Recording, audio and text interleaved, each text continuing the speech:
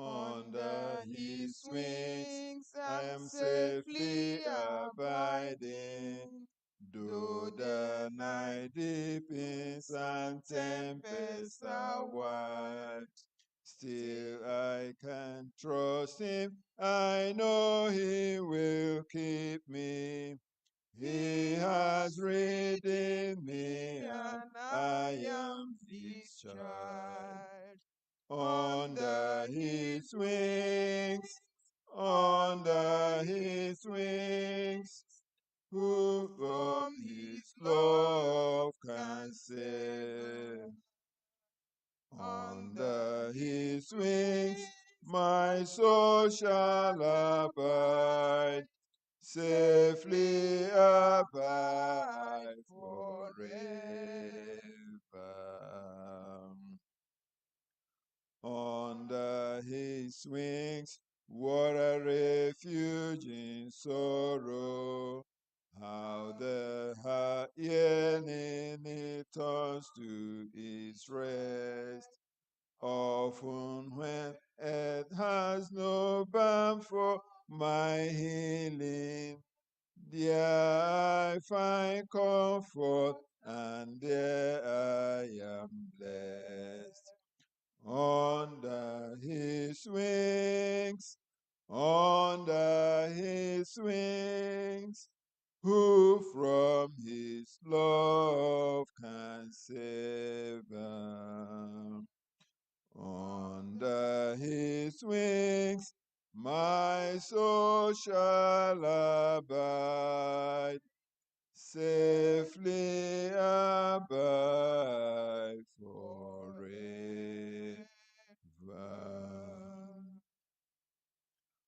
Under his wings, oh, what precious enjoyment! There will I hide till life trials are o'er. Sheltered, protected, no evil can harm me. Resting in Jesus, I'm safe evermore. Under his wings, under his wings, who from his love can save them? Under his wings, my soul shall abide, safely abide forever.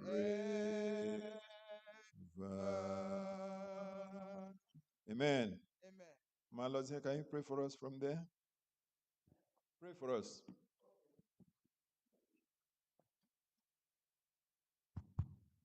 Our kind and marvelous God, our Creator and our Maker, our Redeemer, we thank you, Lord, for you are good, you are merciful, you are wonderful, you are excellent. Be thou exalted in Jesus' name.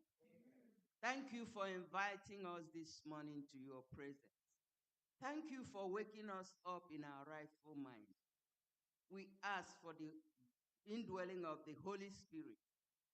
Saturate us with your Holy Spirit this morning as we worship you. And may we get the blessings of the Sabbath according to thy promises. Bless us today, now, and forevermore. Amen.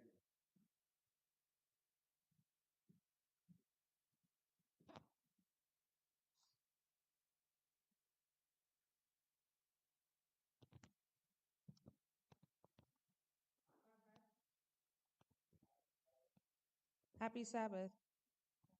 Our Bible reading will be taken from Psalm 62, verses 8. And it reads, "Trust in him at all times, you people. Pour out your heart to him, for God is our refuge." May the Lord bless this reading in Jesus' name.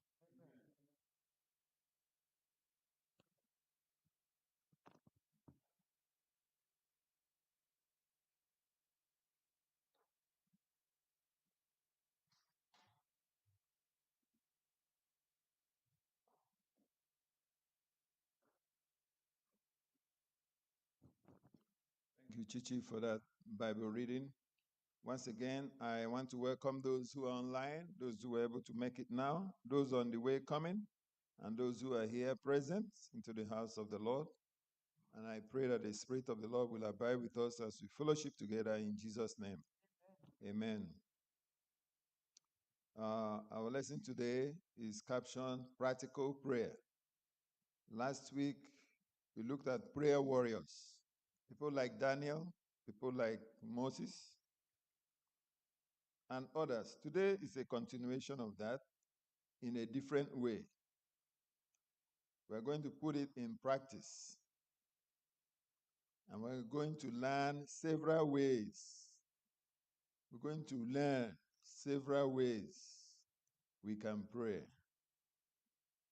Better ways we can pray. We pray in various ways, but there is a better way. Most times when we give people assignments, they give excuses, so many of them.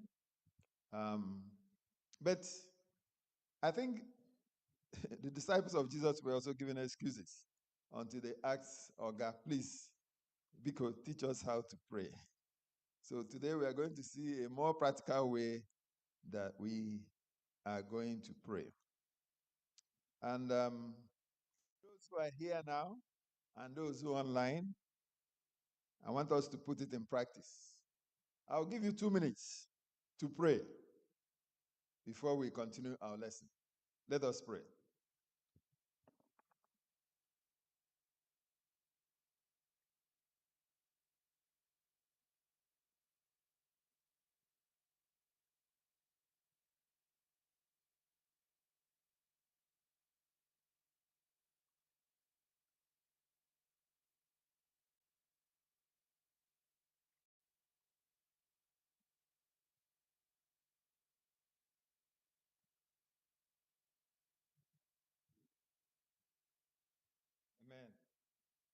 Amen. Amen. Amen. You have microphones. I want to ask, when you started praying, how did you start your prayer? Sister Loma, go ahead. By exalting his name. Exalting his name. Malosi, how did you start your prayer? You praised him. And another aspect is also our opening prayer too. I love it. Straight to the point, and it's all over. That's part of the thing we are going to learn today, practical prayer. Depending on the circumstance, situation, we need to know how to pray. It's very important. I was thinking about it, say, how to pray. Wow. How to pray in situations, So those are part of the things we are going to explore. Our memory text says Psalm 62, verse 8. Trust in the Lord. Trust in him at all times. Tụkwasị obi mgbe niile. Trust in the Lord at all times, you people. Pour out your hearts before him. Why are we going to do that? Or why should we do that?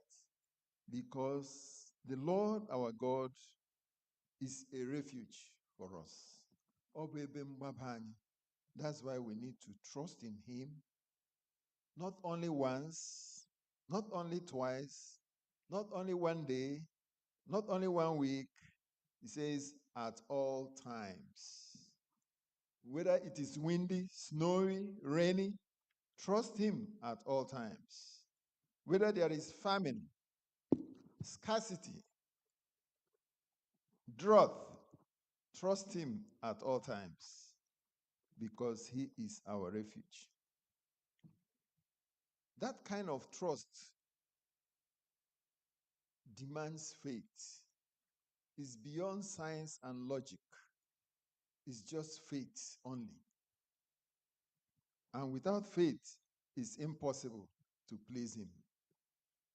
Have you experienced the power and presence of God through prayer that changes everything in your life?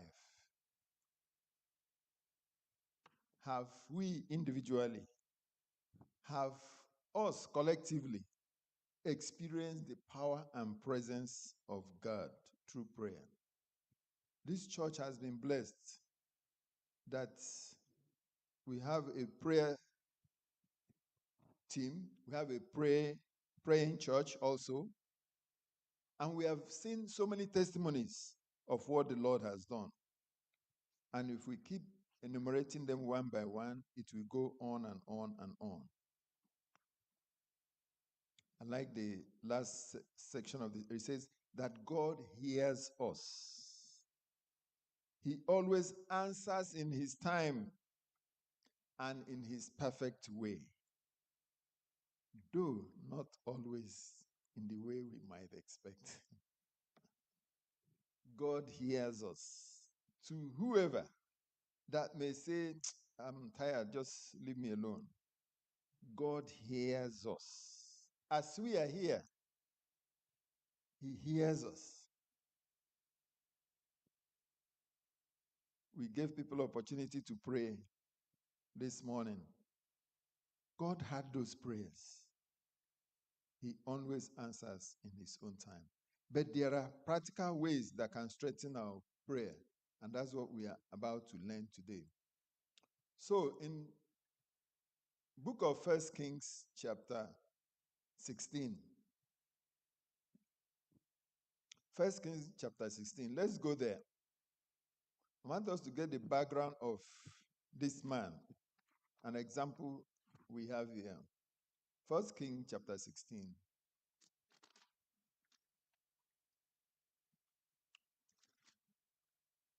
From verse 29. Somebody can read from there. From verse 29 to 33.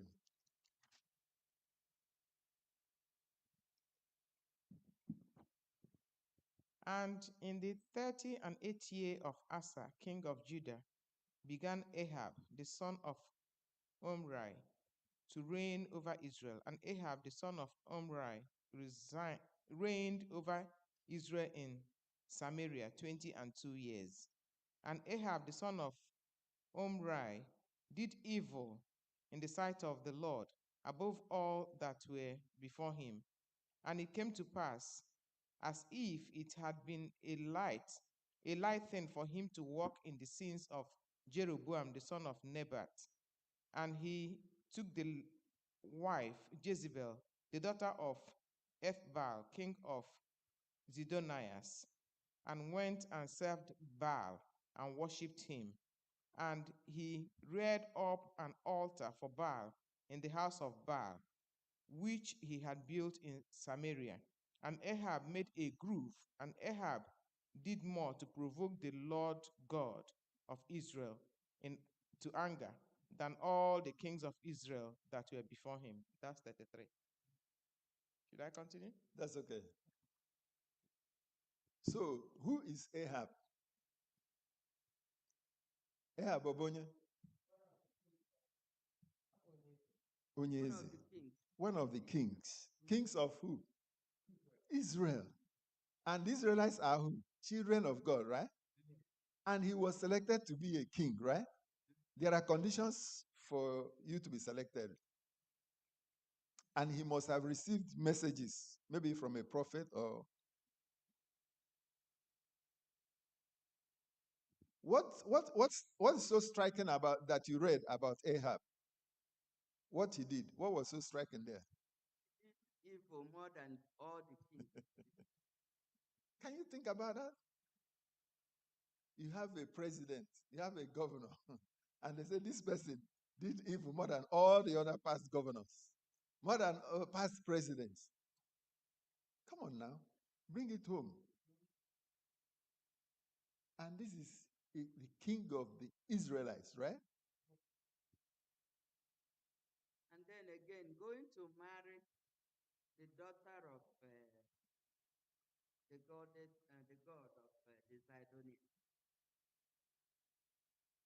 They served Baal, and he even erected an altar for Baal. king of Israel. So from that background now, we can see who Ahab is, what he did. So when we move forward now, in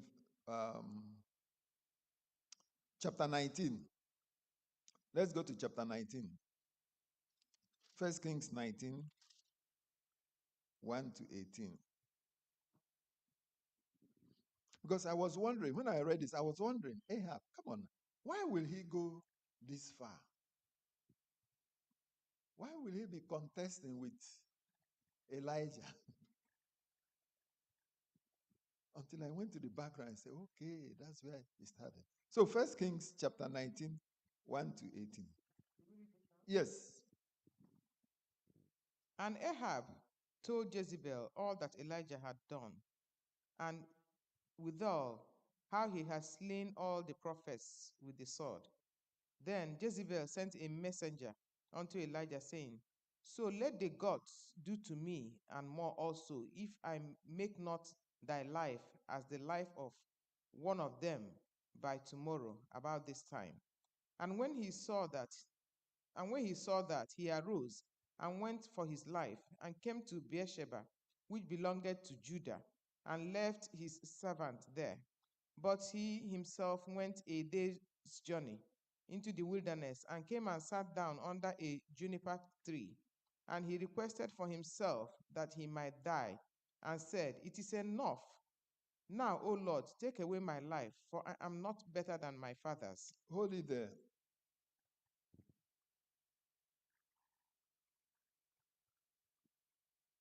Elijah. What happened? Why did he make that statement? Because he was afraid. Afraid of what? Afraid of Jezebel's wrath. Was afraid of the woman. Jezebel's wrath. Fearful for his life. Okay, go ahead. Fine. And look at the prayer. I just want to look at the prayer he made. Because that was the prayer. And he prayed that he might die. You see, different kinds of prayer, depending on the circumstance. And he prayed that he can't. How can you pray that kind of prayer? And that's a prophet. Think about it yourself. You are going through a serious challenge. Somebody is after you, haunting you here and there.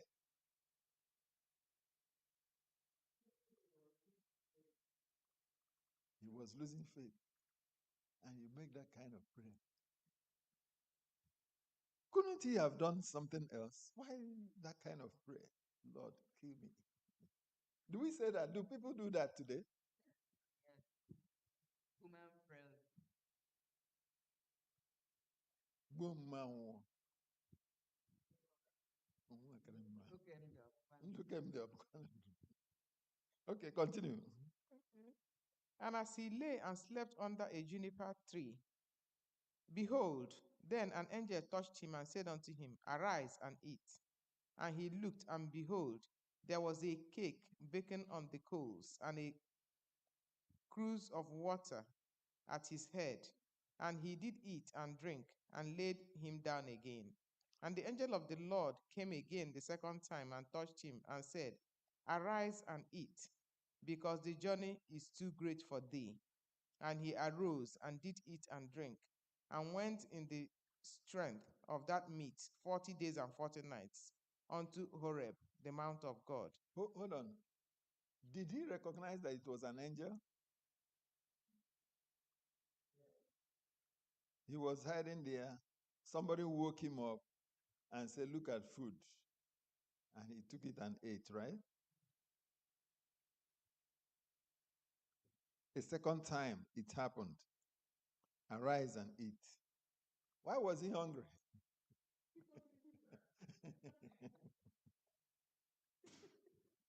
He has run a distance and he's hungry. He was running for his life and he had prayed, Lord, kill me. And now there is food for him to eat. So he doesn't want to die again. So that's why I was wondering, was he sincere by saying, Lord, kill me, or he was just saying it like that?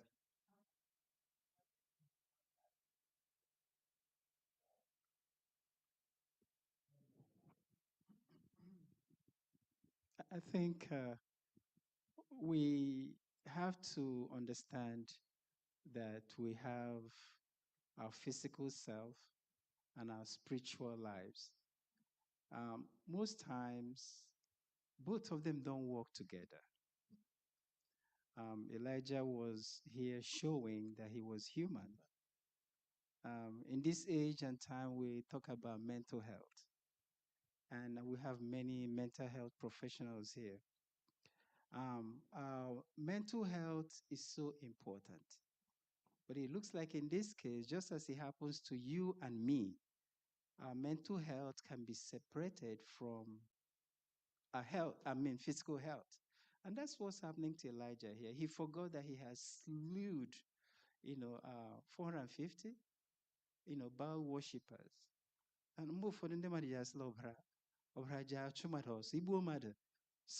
Something is chasing you. That's just a distraction. Yeah. But in this case, you see that his mental health wasn't there anymore. If God gave you all that strength to do all this and all that power to do all this just a few hours ago, couldn't you just stand and trust the same God that has guided you through this? Good. Thank you so much. Okay. Give her a microphone. Thank you. Sometimes that reminds me, from the physical point of view, sometimes we hear people say, look at them, they are together. When things look so gloomy all around, everything seems to be stuck. God, take my life. I don't know whether it is from our mind. So, because when we say it, if something happens that can maybe threaten our life or even our comfort, we run away. Let me tell you, I remember during the war, my mom, I don't know what happened. My sister died shortly before that time. Say, God, take my life, take my life. You remember when bombers were going the place? There was bomber so low. She ran under the table into the nearby room. So sometimes it's not from the mind. Okay, thank you. So continue verse 9. Okay. And he came thither unto a cave and lodged there. And behold, the word of the Lord came to him. And he said unto him, What doest thou here, Elijah? And he said, I have been very jealous for the Lord God of hosts, for the children of Israel have forsaken thy covenant, thrown down thy altars, and slain thy prophets with the sword. And I, even I, only am left, and they seek my life to take it away. And he said, Go forth and stand upon the mount before the Lord. And behold, the Lord passed by, and a great and strong wind rent the mountains and brake in pieces the rocks before the Lord. But the Lord was not in the wind. And after the wind, an earthquake. But the Lord was not in the earthquake. And after the earthquake, a fire. But the Lord was not in the fire. And after the fire, a still small voice. And it was so, when Elijah heard it, that he wrapped his face in his mantle and went out and stood in the entering in of the cave. And behold, there came a voice unto him and said, What doest thou here, Elijah? Okay, And hold it there. okay. What do we understand? What is going on? What do we understand by those passages she has read? God came by fire, came by strong wind, came in various forms, and then a still small voice. How do we want to analyze that? God wanted to show himself to him that he's still the same God. So God can come in fire. Yes. He can present it that way, right? He can come like a various diverse wind, ways. right? He can come in various ways. So it's not only one way. So we need to expect him in various, depending on the circumstance. And then here he says, also through a still small voice. So verse 14, go ahead. Verse 14. And he said, I have been very jealous for the Lord, God of hosts, because the children of Israel have forsaken thy covenant, thrown down thy altars, and slain thy prophets with the sword. And I, even I, only am left, and they seek my life to take it away. And the Lord said unto him, Go, return on thy way to the wilderness of Damascus. And when thou comest, anoint Hazael to be king over Syria. And Jehu the son of Nimshi shall thou anoint to be king over Israel. And Elisha the son of Shaphat of Abel Meholah shall thou anoint to be prophet in thy room. And it shall come to pass that him that escapeth the sword of Hazael shall Jehu slay, and him that escapeth from the sword of Jehu shall Elisha slay. Yet I have left me 7,000 in Israel, all the knees which have not bowed unto Baal, and Amen. even mouth, and every mouth which had not kissed him. Amen. Chineke nwere mmadụ. He still has people here and there. You see, one thing in this passage, when Elijah was running away and went under the tree, resting there, I think his mind was not thinking that God will see him there. Because he already said, kill me. Kill me. I'm tired, right? He was woken up several times. The front page Saturday lesson says that God sees us, He hears us, He understands, He knows wherever we are. Trust Him at all times. He is our refuge. Just like Debre analyzed, his humanity was very obvious. He was just like me and you. And he was afraid and started saying so many things. Elijah praying in crisis. Yes, he did pray in crisis. Look at the pattern of his prayer before he recognized that God was also there with him. Kill me. How do we pray in crisis? When things are tough and hard. What is the pattern of our prayer? Our lesson is practical prayer. So I want us to pray again. Figure yourself in crisis and pray to God at this time. Let's pray.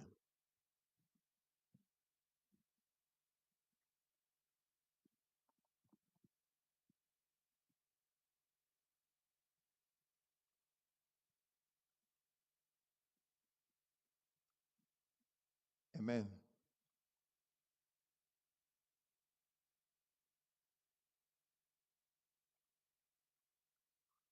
When prayers seem unanswered, we are going to pray different kinds of prayer today. And that's the pattern we are taking it. When prayers seem unanswered, has anybody been in that position before? You pray and nothing came. You looked for it, no sign. Everywhere dry. No answer, no help. How did you feel? And what did you do? Did you persevere in praying? Did you consult somebody? Which route did you take? Did you overlook it and say, let God's will be done?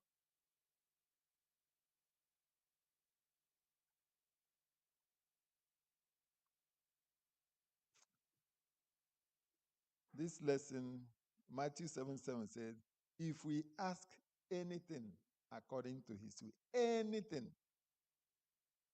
according to his will.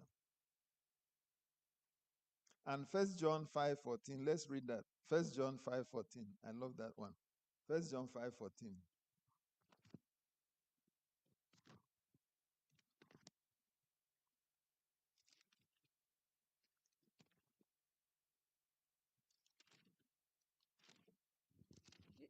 This is the confidence we have in approaching God, that if we ask anything according to his will, he hears us. According to his will, he hears us. So, who can tell us the story of Hannah? Story of Hannah.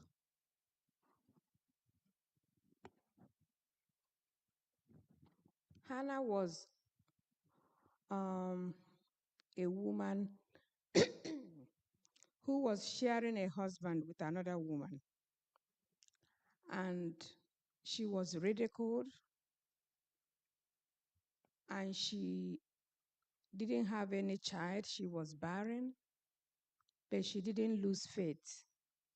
She continued to pray and even went to the temple to pour out her heart to God. She was even misunderstood by the high priest, but she poured out her heart, and the Lord heard her and gave her Samuel. And before this answered prayer, it took a while, it took a long time, but she persevered. And she made a vow. And what this area tells me also is that we should be careful. When we make a vow, we should follow through. Even though it was just that one child, she surrendered it to God as she promised she will. Thank you so much. Let's get 1 Samuel.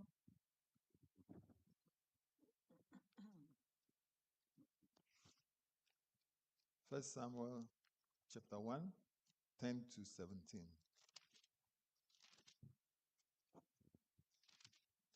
And she was in bitterness of soul, and prayed unto the Lord, and wept sore. And she vowed a vow and said, Sorry. Let's start from verse 8. Yeah, from verse 8. Then said Elkanah her husband to her, Hannah, why weepest thou? And why eatest thou not? And why is thy heart grieved? Am not I better than thee? Am I not better to thee than 10 sons? So Hannah rose up after they had eaten in Shiloh, and after they had drunk. Now Eli the priest sat upon a seat by a post of the temple of the Lord. And she was in bitterness of soul, and prayed unto the Lord, and wept sore. And she vowed a vow and said, O Lord of hosts, if thou wilt indeed look on the affliction of thy handmaid, and remember me, and not forget thy handmaid, but will give unto thy handmaid a male child, a man child, that I will give him unto the Lord all the days of his life, and there shall no razor come upon his head. And it came to pass, as she continued praying before the Lord, that Eli marked her mouth. Now Hannah, Pay attention to this area she's reading now. Go ahead. now Hannah, she spake in her heart, only her lips moved, but her voice was not heard. Therefore Eli thought that she had been drunken. And Eli said unto her, How long wilt thou be drunken? Put away thy wine from thee. Hold it there. I want to have a picture of what is going on. Eli is right there in the temple. From what you are reading, Eli was there, right? And then Eli is a priest, a high priest in the temple.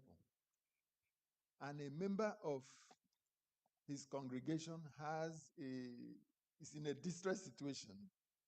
She's in dire need of something. And from the reading, they've been coming to the sanctuary yearly, year after year, right? And perhaps she has been pouring her heart right there. Don't you think Eli should have understood? And I believe Eli knows her. I want to understand it. As the pastor of that place, he's supposed to know, right? Early in the morning. Why will Eli say that? That she's drunk early in the morning. Do people drink and come to church? People drink early in the morning. There's 10 days that she'll do it. Remember, they went to feast after doing whatever they were doing and ate and drank. They drank. You know, in the Jewish festivals, they usually drink wine. There's, you know, the communion wine that we drink is alcoholic. Yeah, there's alcohol in their wine.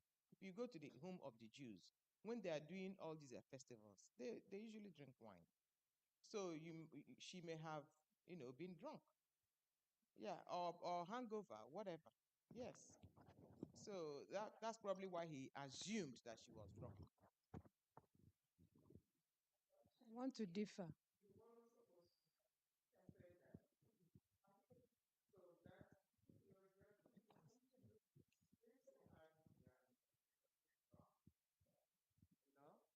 So I think he felt the trust she may have expected from him as a high priest. So he just condemned her there, right? Any other person? Um, somebody want. Okay, go ahead. Okay. I think as a human being, he was looking at her, expecting to hear her say something if she was really praying. I cannot think of any good reason why he would think that she is drunk. Personally, I did not feel that even if she was drunk, the high priest should have looked at her differently. Okay, thank Yeah, you. Sister, I think the Hebrews. hold on, sir. Stozy. I think that the Bible has things like this for us to read for a reason. The reason being that what happened there to bring it home is the takeaway from here is to show us the insensitivity of human being, not even only the pastor, all of us. This woman, if she's a member of this congregation, doesn't Eli know that she hasn't had a child, doesn't know that she's bothered because the other lady has children or whatever. We are so insensitive. This is pointing out not only the pastor is involved too. When we go further in this story, Eli overlooked the things he was supposed to do before even this child, Samuel, was born to take over the place. Well, how did we get to Samuel? Samuel, okay, if he calls you again, tell him, speak for their servant, hear it. Every pastor, every elder, every deacon is not made. We are all in this. We overlook the little things around us, the pain and suffering of others and one another. How can you just say that to somebody? It's absurd. They're showing us the insensitivity in me, in you as members. We sit side by side with people every day. We ignore their need and overlook it and maybe ridicule them for what they are not. Thank you. Okay, Yeah, then. if I may come in. It's like the Hebrews, they have that tradition. When they pray, they talk out. That is, they pray not just in their mind, send out their prayers. Like Jesus prayed, and his disciples heard him as he was praying, and the way he prayed. Then they came to him and say, please teach us how to pray. Now, because they opened their mouth to pray openly, that was why Jesus was able to observe, or in fact, and his disciples, when a Pharisee or a rich man came and prayed, I'm not like this tax collector, a sinner, that he prays, he does this. He said it out, and The people had it. While the other man gently came, bowed, not looking straight to the altar, bowed his head down and said, Lord, forgive me, and stuff like that. And Jesus said that that person who prayed very simple this thing, that sinner, that his prayers are heard. How did he know? How did they know that these people? Because they pray out. So Hannah was expected to pray out at that time. But this man was, Eli was there at the altar one end there, watching what is happening, and discovered her man, but not hearing anything. That woman must be drunk. Woman, put away your. I've been watching you since. Put away your drunkenness and then do this thing. I think that was what happened. Yeah, that's what we're trying to analyze, whether he was right saying that. And two, Yes, he was right because he has observed that it's like he was she mumbling. was drunk. Because if she were not drunk, she should be saying out, and then maybe he would have had the this, but he didn't see it. So he decided to do this to correct her. That's the duty of the pastor. Okay. Correct her when you see anyone not Okay. doing it well. Thank you. The other aspect I want us to look is the reaction of Hannah. Bringing it home. Humility. She Why was in did why did pains. why didn't she walk away, having heard what the priest said? No. You know what you came for. Why did Why you say should you no, be no, no? annoyed? Eh, Why didn't I know? But why didn't Hannah?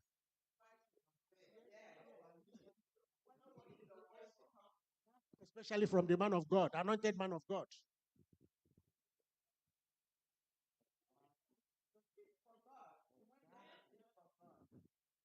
Is that a big lesson for us?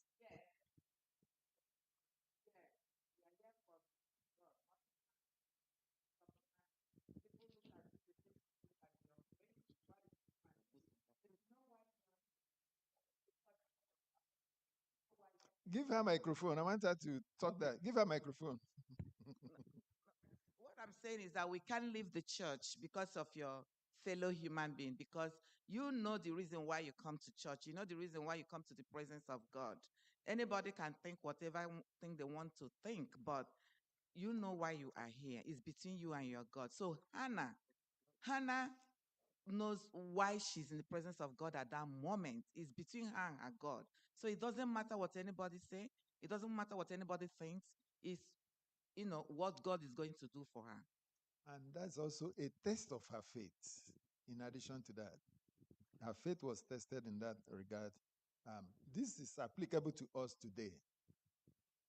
When prayers seem unanswered, there may be a test on our way that will test our faith. What is our motive in prayer? What is the kind of picture we have about God? And they was talking about Lord. Okay, you want to add something to that? Yes, I wanted to say that Hannah's response was marvelous. Because if it's me or some of us, I won't just tell him, my Lord, I'm not drunk. I mean, at that point, I'm not even going to address him as a priest. She gently stated her case without being angry, without being loud, without trying to stress the point. Sometimes we don't have to stress the point. We don't have to claim our right. Sometimes we need to be focused, because I think for me, that was a distraction for Hannah. If she probably, I don't know, if she probably got angry and mad with the high priest, he wouldn't have turned around to bless her. So a test of her faith. Okay. I Okay. th- yeah, I think the Hannah's prayer actually fulfills everything we are learning today about practical praying.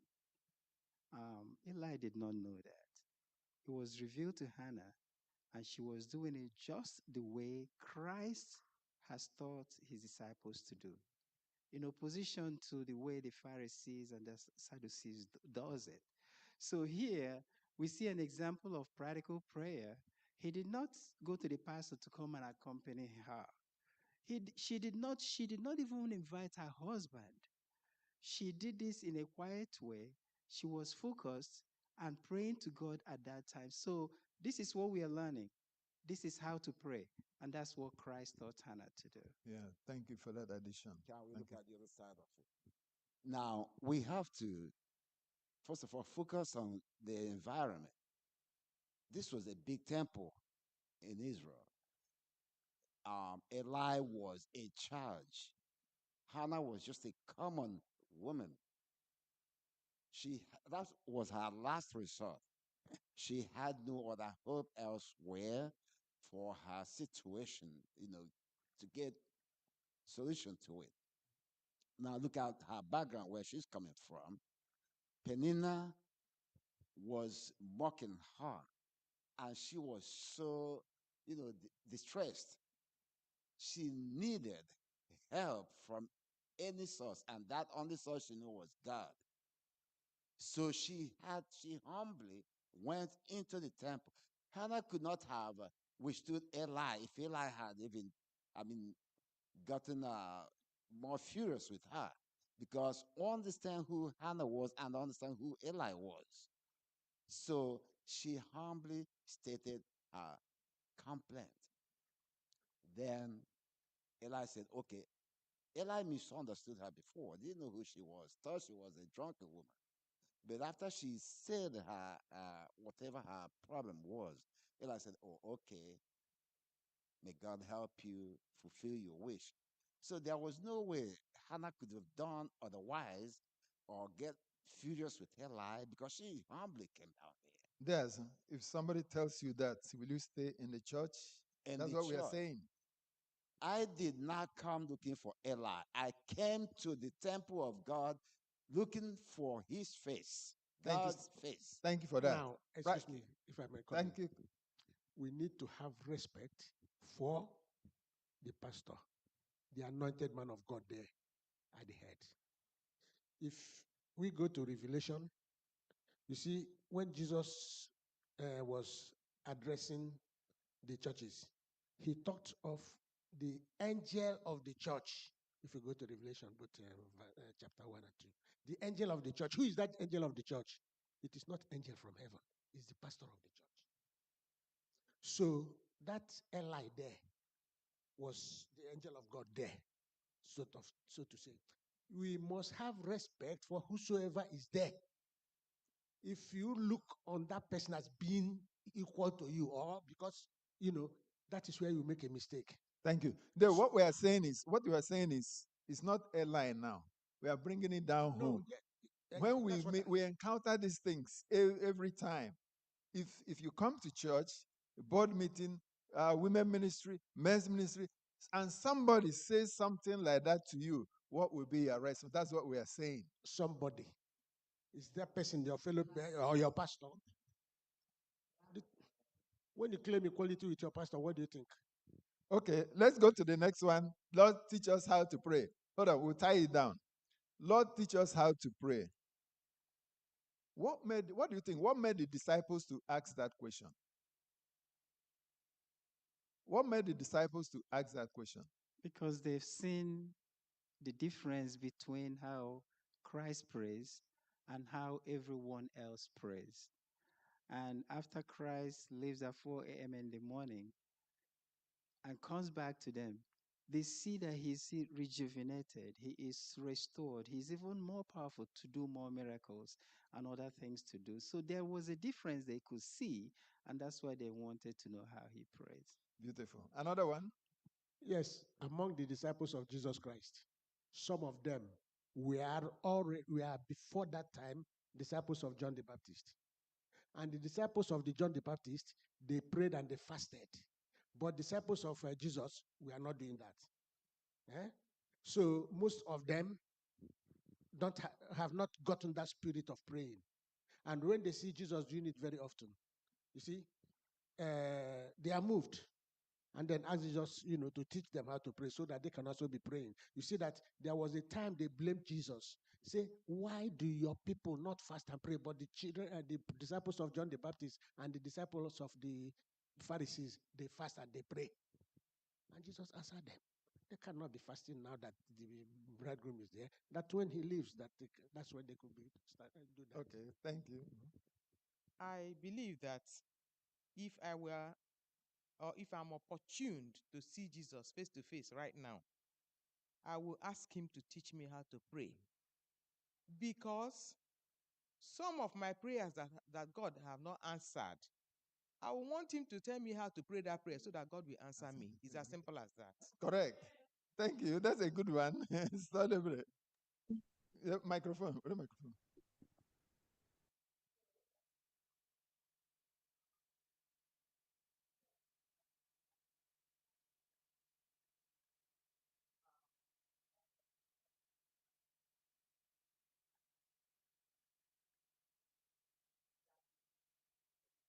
Mhm.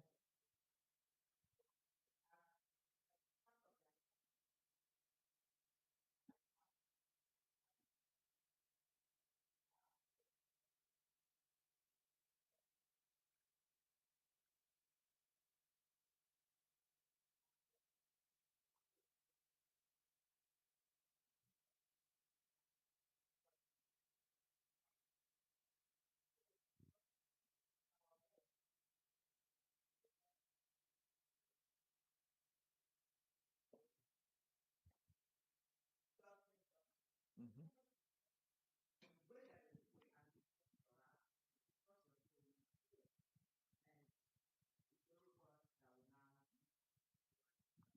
Okay. For Thank you. those who studied theology, did they teach them how to pray? That's a good question. I didn't study theology, so I can't answer that. We don't know. Can I Yeah, read the because I think that is part of their job. And for you to do your job well, you have to ask questions about it. If you are if you are in orientation, you ask all the questions that you need to ask. So I think they wanted to do the prayer not just as a ritual. They wanted to form a relationship with God. But being part of their job and seeing what Jesus was able to do, they asked that question so that they can get better at what they have been appointed to do. Okay. You want to, yes, you want to say something? Okay. Christ was right in saying in making that reference to John when John's own disciples made the reference about how Christ did not fast and do this. Christ asked them, I mean, why would they need to fast when he himself was there? Who are they praying for? Who are they actually praying to or fasting for? It is Christ who would answer those prayers. So they didn't need to um, do whatever they saw John's disciples and anybody else did because Christ was there himself as the master, except if they did not trust who was with him Okay. as God. Okay. Thank Thank you. Ma. the note here says, as they watched Jesus, they saw a contrast from the religious leaders Mhm. and realized that there was so much more to prayer than they had ever considered. So the disciples came to Jesus asking, Lord, teach us to pray. There was a difference in the way Christ prayed. Mhm. And when he came back to them, you remember he goes away, maybe a stone throw. When he came back, there was a difference. They saw something different between how the elders and um, the church leaders then prayed. And they saw something different. And they wanted to be different. They wanted to have Different. a real prayer life that made a difference. Okay. And so do we. Thank you, Susan. Okay. Have you sometimes in your workplace things are so tough, you step into the bathroom and pray, right? Have you done that?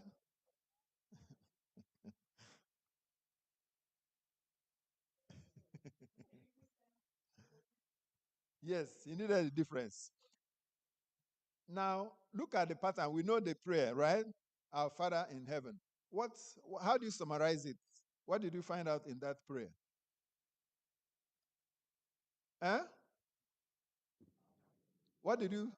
Can you summarize it? What are the key things in that prayer? It's He adoration, Acknowledgement, praise, glorifying him, recognize him, reverence, confession and thanksgiving, exaltation. supplications.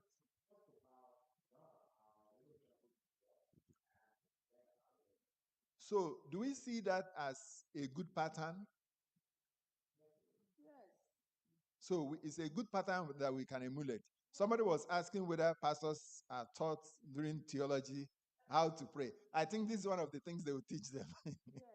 And we are learning the same thing, to use that pattern. That's a good format for us to pray. Praise, confession, request, and thanksgiving. And that's Daniel's prayer. Daniel also had a pattern in his prayer. Let's look at Daniel chapter 9, verse 4. And why did Daniel make such a prayer? Daniel chapter 9, 4 to 19. I prayed to the Lord my God and confessed, Lord, the great and awesome God, who keeps his covenant of love with those who love him and keep his commandments. We have sinned and done wrong. We have been wicked and have rebelled. We have turned away from your commands and laws. We have not listened to your servants, the prophets, who spoke in your name to our kings, our princesses, and our ancestors, and to all the people of the land. Lord, you are righteous, but this day we are covered with shame.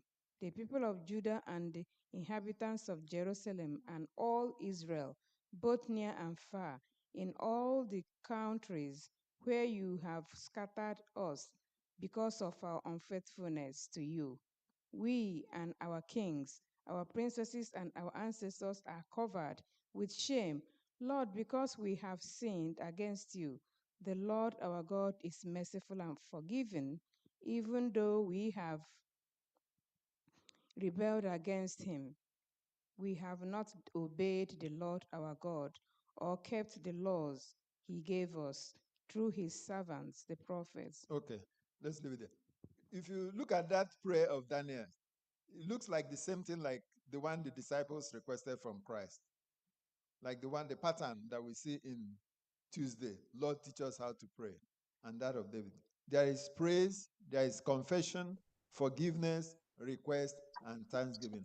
This is the pattern we need to teach ourselves. We need to learn it and teach our children the pattern of how to pray. Somebody taught us a lesson here and said that we can learn how to pray. Yes, it's teachable. We need to learn how to pray. If we follow this key and this pattern, we can really learn how to pray. And when we started, some of you missed some of the things we've been doing, and we're also going to do that again. Other questions about prayer. Why pray when God already knows? Why should you pray when He knows already? What does He say?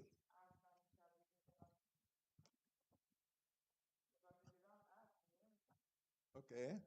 Any other response to that? Or that's enough?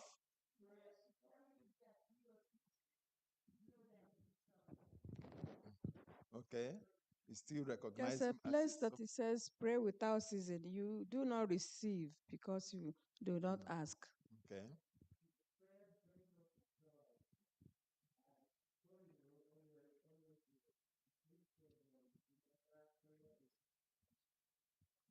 So, despite the fact that He knows everything, we still need to pray unto Him. You want to add anything to that? Prayer is opening our hearts to God. It brings us to the level the Holy Spirit can now intercede for us. It makes us, it reforms us, kind of, brings us closer to the presence of the Almighty. Okay, I will join that now. Okay.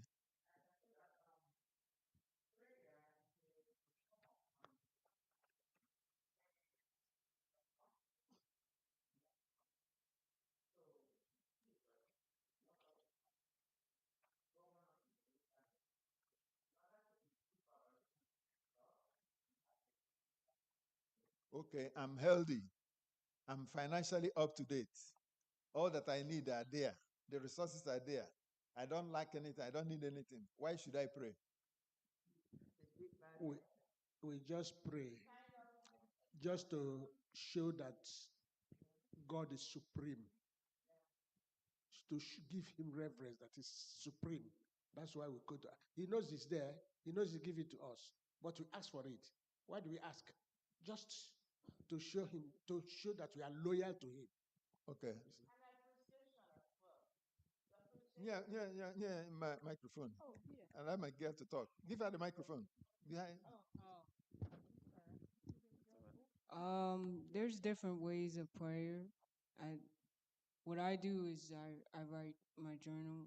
That's me communicating to God that my day is going well, Yeah. and also is kind of like a symbolism of like marriage in a way, that God is always like there for you in that aspect in life. Thank you. So Yeah, you can have a prayer journal. That's good. Thank you so much. So I have everything. I'm okay. I'm healthy. I have everything at my disposal. Why should I pray? To appreciate God who has given you all those things. So to show appreciation as well. To show appreciation is a part of life. I believe that Communication. How do we communicate with God?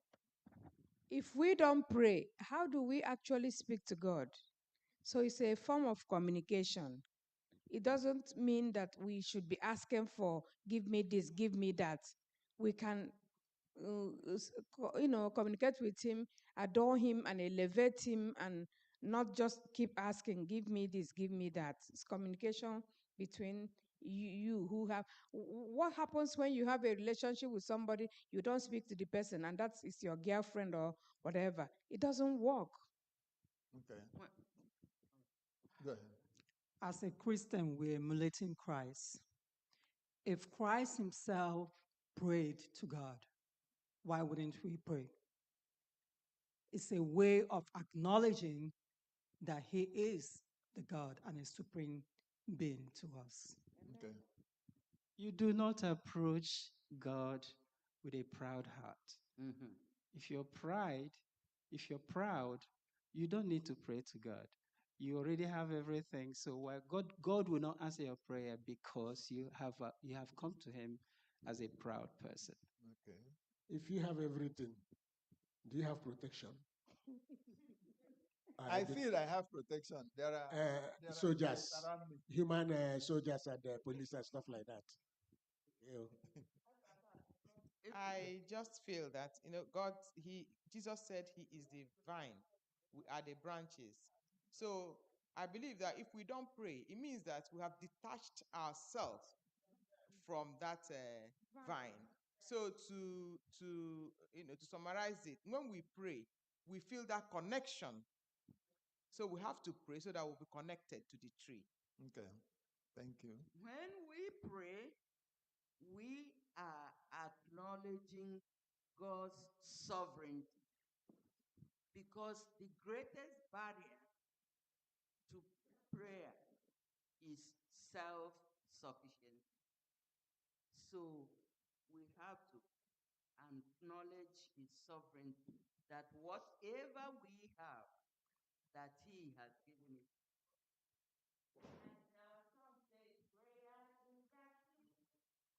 Prayer is the key.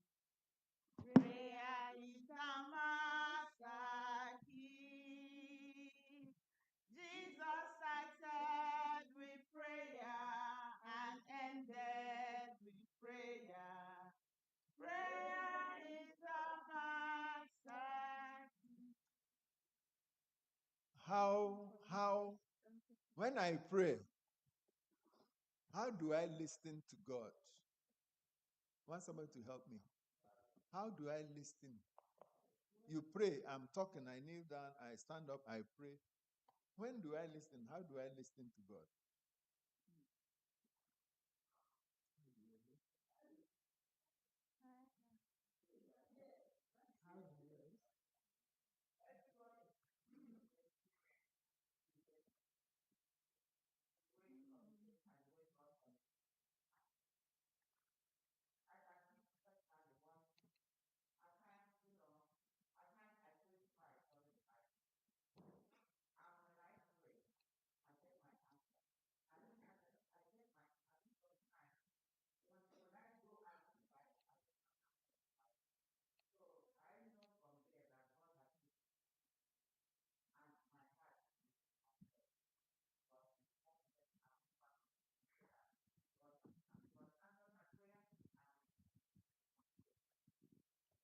Thank you. You pray in faith. It's faith that really anchors your prayer. So walking, in this communication, knowing that God has already answered. It can be now, it can be later, or it can be never. Just walking with prayer and faith, knowing that God has answered. Thank you. Part of it also is when we pray, we communicate to God, and when we read His Word, He speaks to us. So,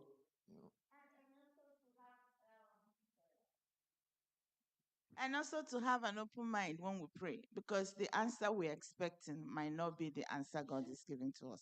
So it might be that He has answered your prayer, but you're just in denial. thank you.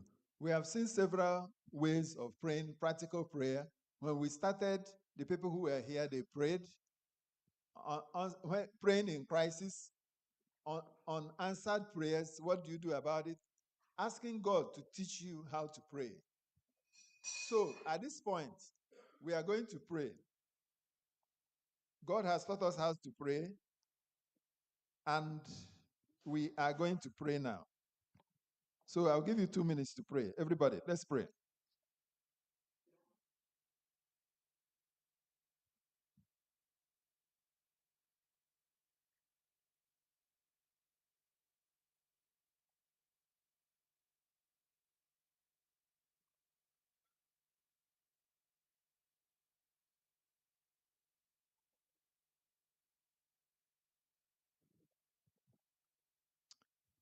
Amen. Amen. At this juncture, I don't know, those online, we didn't hear your voice today. I don't know whether our system accommodated you. Maybe everything went on fine. Yeah, we listened to you. It was very interesting prayer. Thank you so much. Now that we've learned how to pray, whenever you are assigned to pray in the church, please don't give any excuse. Amen. Prayer is the key. Prayer is the key. Prayer is the master key. Jesus answered with prayer. Amen. Prayer is the master. Hallelujah.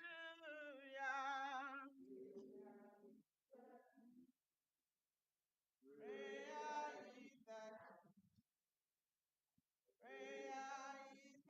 master key. Jesus started with prayer and ended with prayer.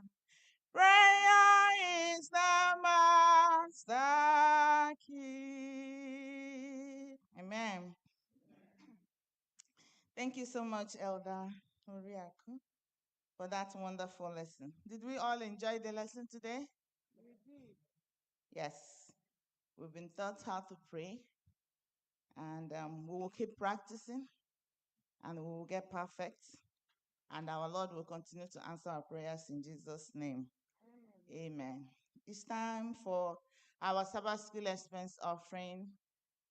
Like we all know, Sabbath School expense offering is to support Sabbath school and our affairs and everything that we do. So I urge you now to please dip your hand in your pocket and support us. Those who are online and those who are in person, any avenue that is available to you, you can use. Can you please display the online giving platforms? We have the Zelle account. We also have the Adventist Giving app, which is a very user-friendly app. Whichever is available to you, please make use of it. And as you do that, may the Lord bless you in Jesus'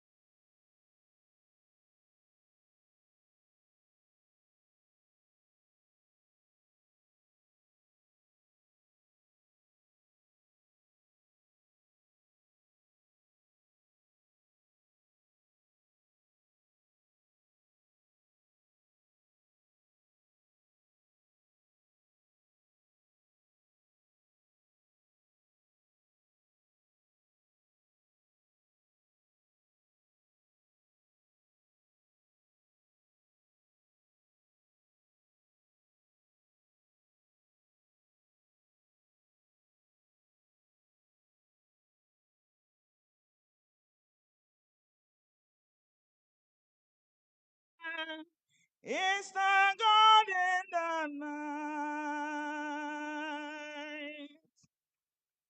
We talk of faith when we are up on the mountain.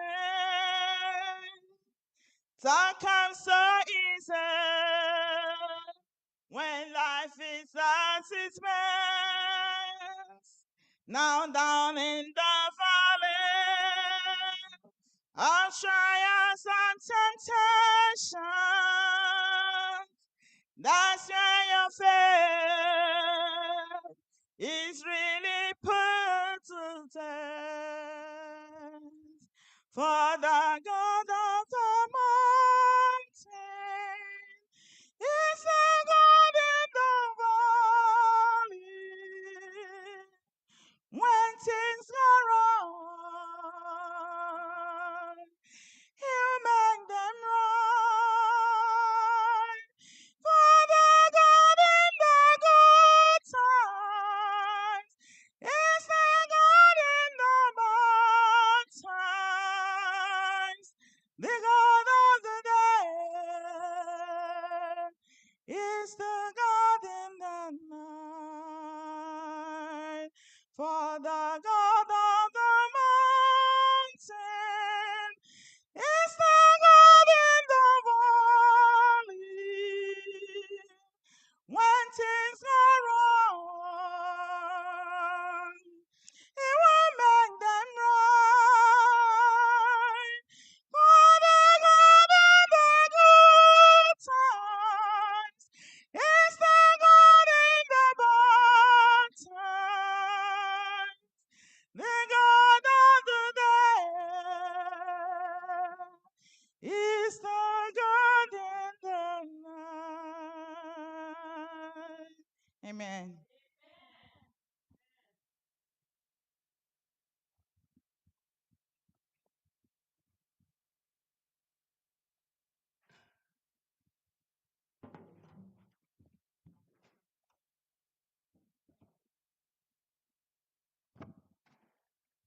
Amen. We have really been blessed. We have been taught how to pray. I just want to thank Elder Oriako for the way I like the way he teach the lesson. He brings out the best in the lesson. It's hard to do remarks when certain people teach lessons in this church. You don't have to come and teach it again. We understood clearly what is required of us, practical praying. And I can focus my example on Hannah. Hannah was good. I know that in this age and now, if what happened there happened here, Hannah would have flipped. And what does that teach us? That we are not coming here for anybody.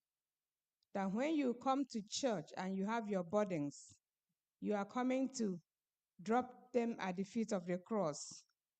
That whatever anybody is doing to distract you doesn't matter. That you have to remain focused in what you have come to do. Take the prayer of Hannah and her behavior home today. That when you are faced with your needs, do not allow anybody to distract you. Stay focused and continue on the journey.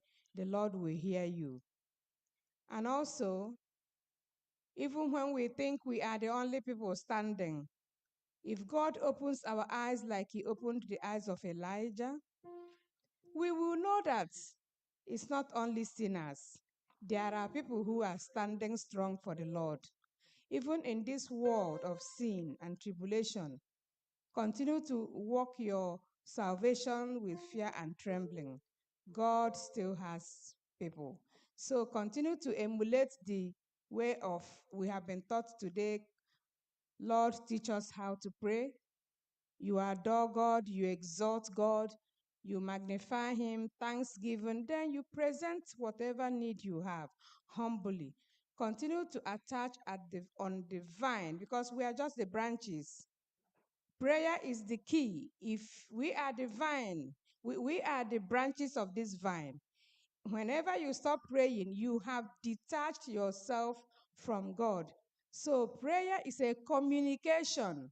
If we don't go home with anything today, you can be standing, you can be sitting. That communication has to flow. The vine has to remain attached. If the vine is detached, all hell will break loose. So continue to understand that prayer is not memorized. It's conditional. You cannot emulate somebody's prayer. They are praying so good. They quote the Bible. Everything is in that prayer. It's so heavily loaded. That's not what Christ is looking for. Prayer is what is coming out from you, your personal communication with God. Don't mind how that person prays. Pray your own prayer. The Lord will hear you in Jesus' name.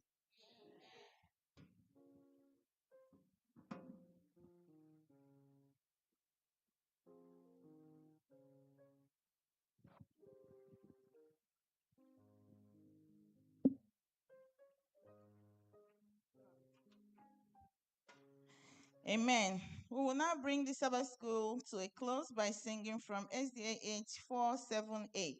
SDA 8478, Sweet Hour of Prayer. May we all rise?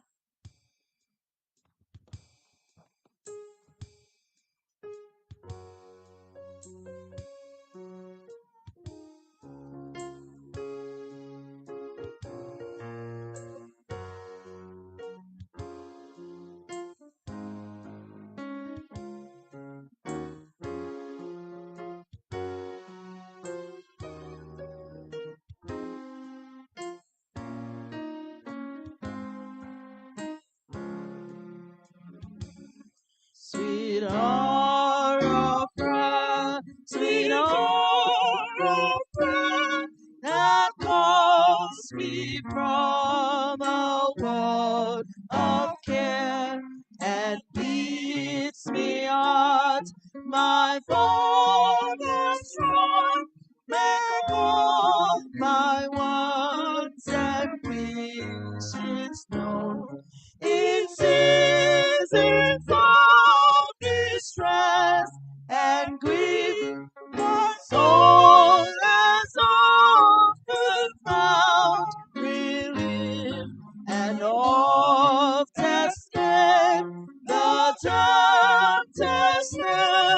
my God returns with all of prayer. Sweet hour of prayer, sweet hour of prayer, thy wings shall my petition bear. To him whose truth and faithfulness engage the waiting soul to bless.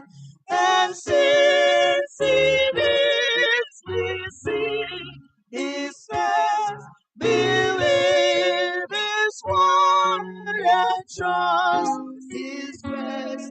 I'll cast on him my every care, and wait for thee, sweet hour of prayer.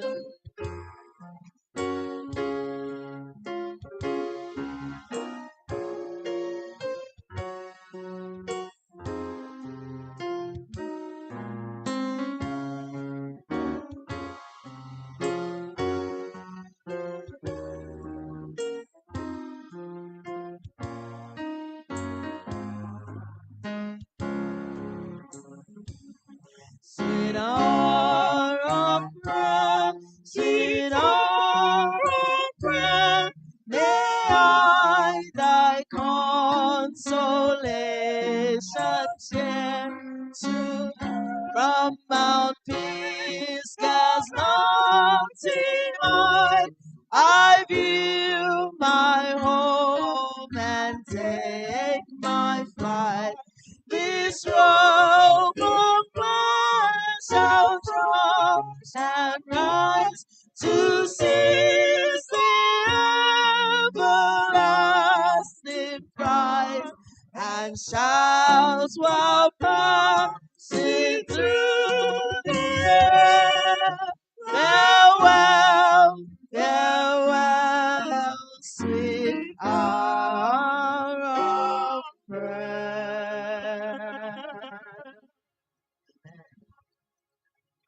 Amen. Shall we pray?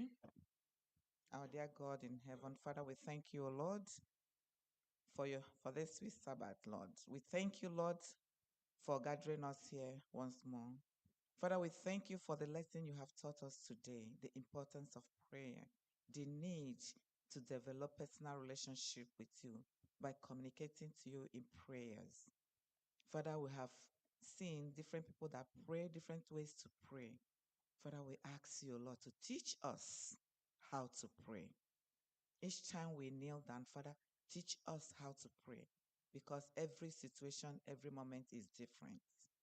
Teach us how to talk to you that will pierce your heart so that you can hear us. King of Kings, Lord of Lords, may we not give us in our faith. May we be persistent, O Lord, in our faith. May we rely on you in all that we do, Father, because we cannot do anything without you, irrespective of anything. There is nothing we can do without you, Lord. Please help us. Father, as we go into the second section of this worship, we ask for your presence to continue to abide with us.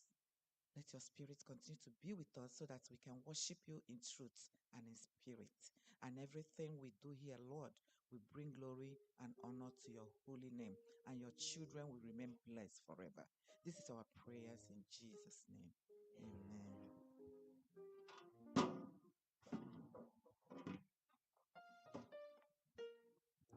Thank you so much, everyone, for joining us in the Sabbath School today. We really appreciate you. Next week, we'll be studying lesson number 8, and it's titled Having Faith. Lesson number 8. Being that we are on lesson number 8, you know what that means. Our 13th Sabbath is also coming close. Please do well to give in your 13th Sabbath goals. And as you do that, may the Lord continue to be with you. Our memory text has been taken from the book of Hebrews chapter 11, verse 1. We also have our pastor teaching us these lessons every Friday evening. Please, if you can, join the pastor so that when we come here, It will be contributions and summary. I pray that the good Lord will continue to be with you. Those who have joined us in person today, I want to personally thank you for coming. And those who have joined us online, thank you so much. Continue to join us. I pray the good Lord will keep you safe till we meet you again next Saturday, same place and same station. God bless you. We welcome you to Sabbath School. We are happy that you are here. Happy Sabbath day. Happy Sabbath day to you all. Till we meet again. Hallelujah.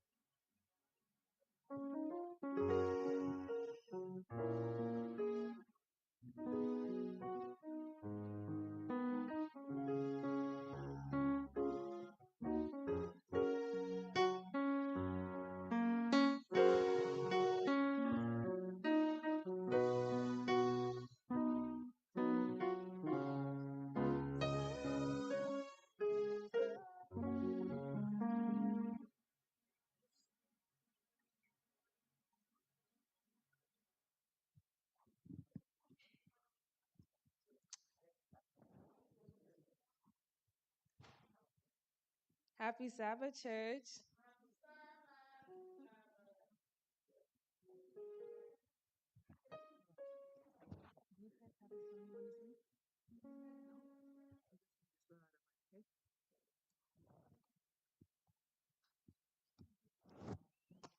This little light of mine, I'm gonna let it shine. This little light of mine, I'm gonna let it shine. This little light of mine, I'm gonna let it shine. Let it shine, let it shine, let it shine. This light of mine, I'm gonna let it shine. This little light of mine, I'm gonna let it shine. This little light of mine, I'm gonna let it shine. Let it shine, let it shine, let it shine. Land all over New York, I'm gonna let it shine. Shine all over New York, I'm gonna let it shine. Shine all over New York, I'm gonna let it shine. Let it shine, let it shine, let it shine. Shine this shine till Jesus comes. I'm gonna let it shine. Let it shine till Jesus comes.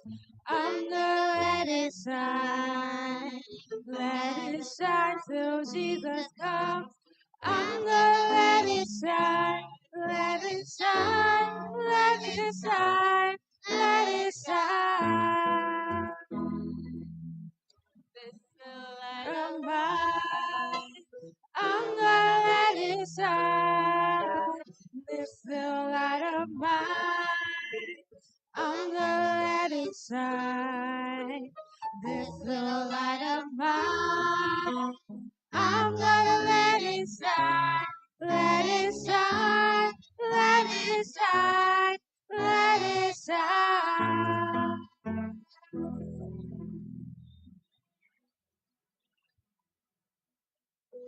I'm table. I'm gonna sit at the welcome table one of these days. I'm gonna sit at the welcome table. Sit at the welcome table one of these days. a feast of milk and honey. I'm gonna feast on milk and honey one of these days. I'm gonna feast on milk and honey. Feast on milk and honey.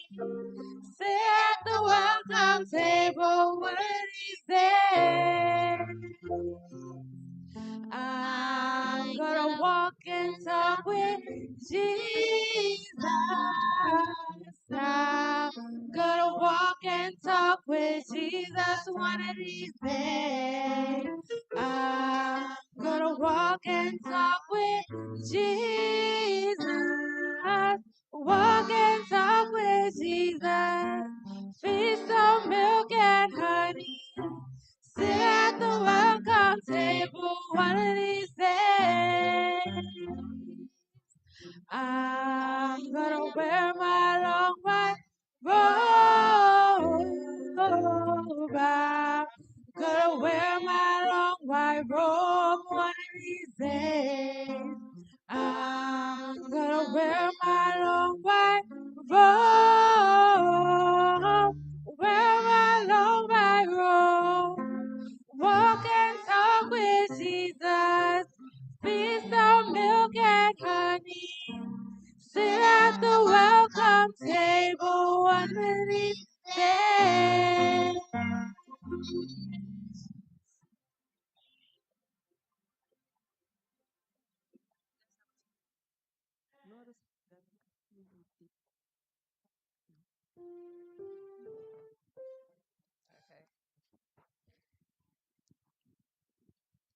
He has made me glad.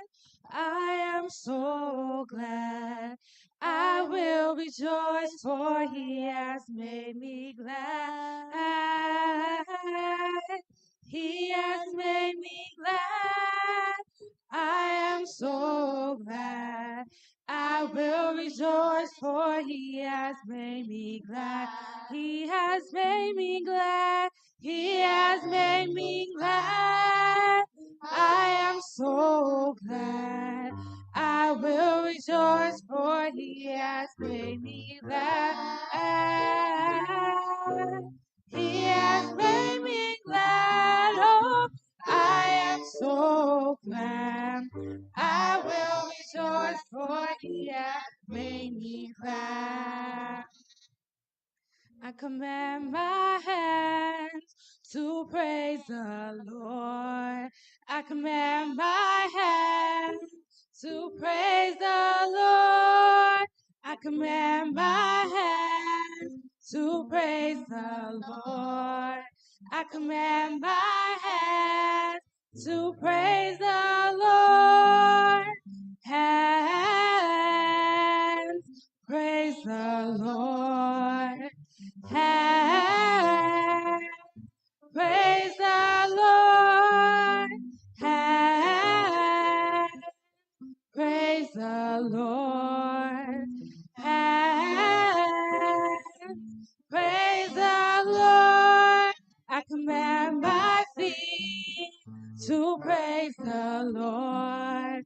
I command my feet to praise the Lord. I command my feet to praise the Lord. I command my feet to praise the Lord. Feet, praise the Lord. Feet, praise the Lord.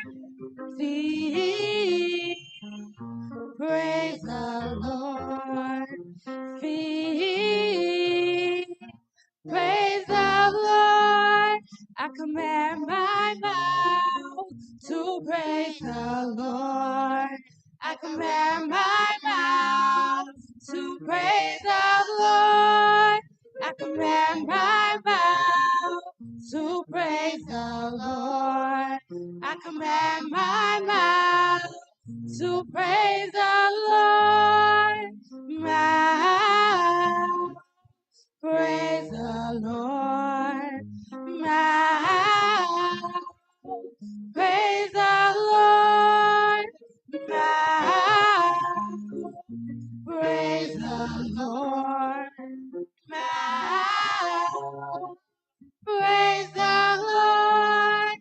command my body to praise the Lord. I command my body to praise the Lord. I command my body to praise the Lord. I command my body to praise the Lord. Body, praise the Lord. Body, praise the Lord. Body, praise the Lord. Body, praise the Lord.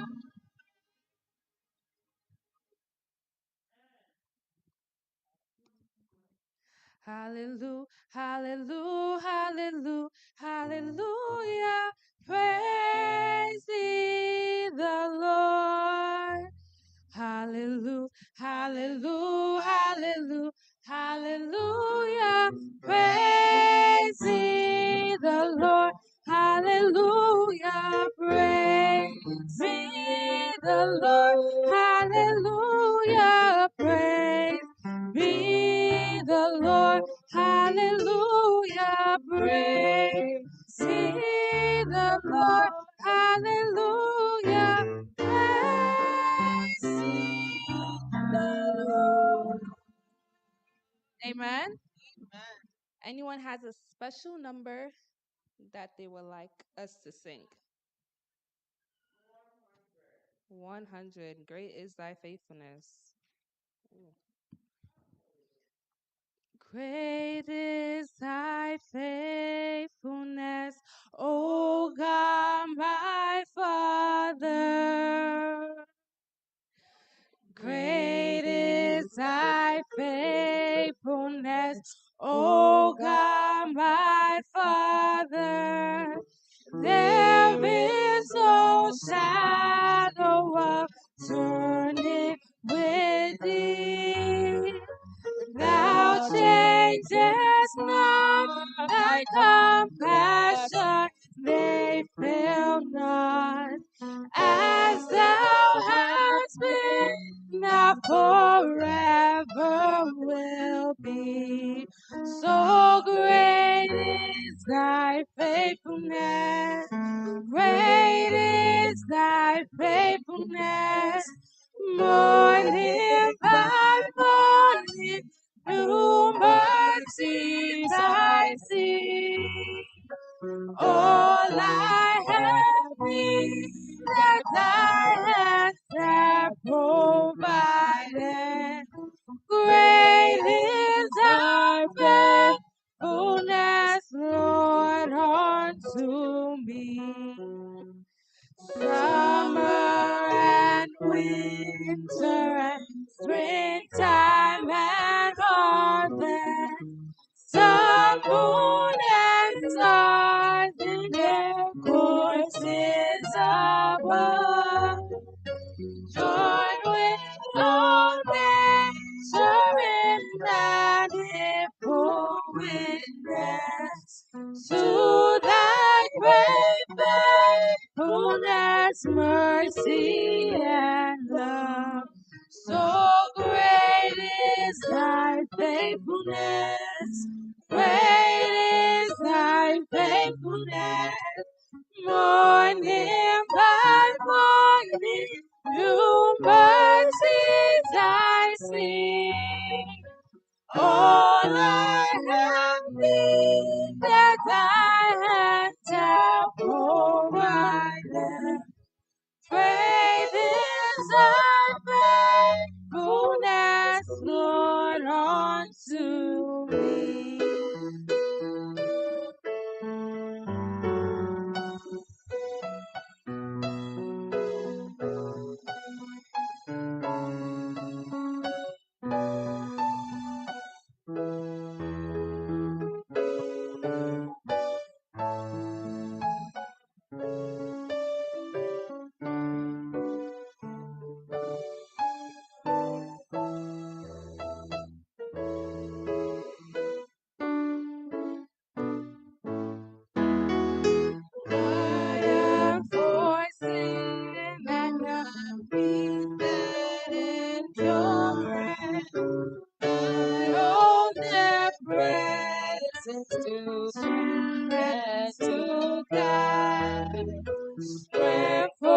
today and bright hope for tomorrow.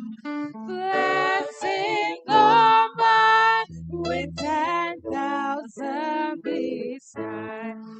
So great is thy faithfulness, and great is thy faithfulness.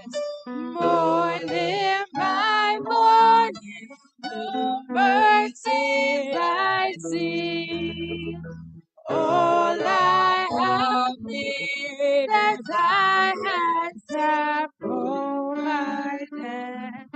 Great is thy faithfulness, Lord, unto me. Amen. 618.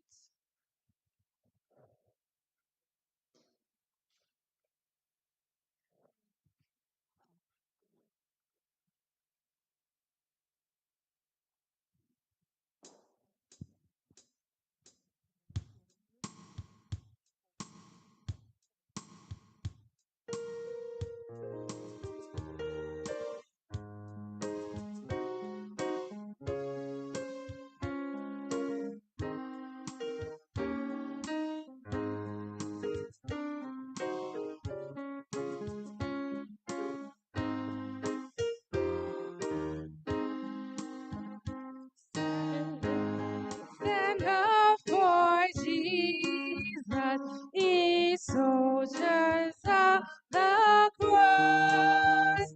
Lift high his royal banner, it must not suffer loss.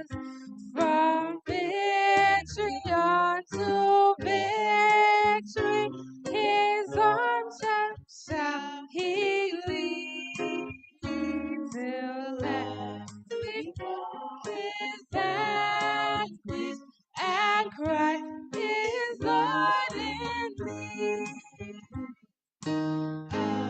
Stand up for Jesus, the trumpet call obey. For to the mighty conflict in this his glorious day. He that submits now servant against a number foes. Their courage rise with danger and strength to strength opposed. Stand up for Jesus, stand in his strength alone. The arms of flesh will fail you, ye dare not trust your own. But on the gospel of faith and worship unto prayer, with hope of duty, be never wanting there.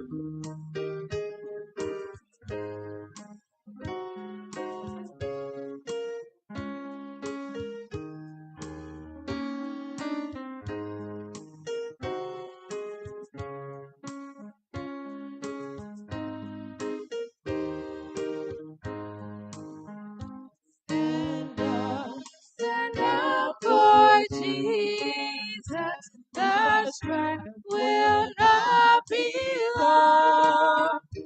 This day the noise of battle, the next the victor's song. To him the overcoming, a crown of life shall be.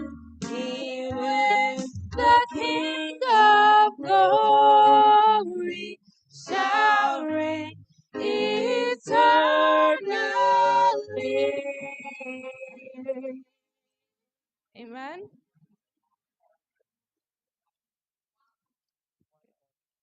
359 and then 109.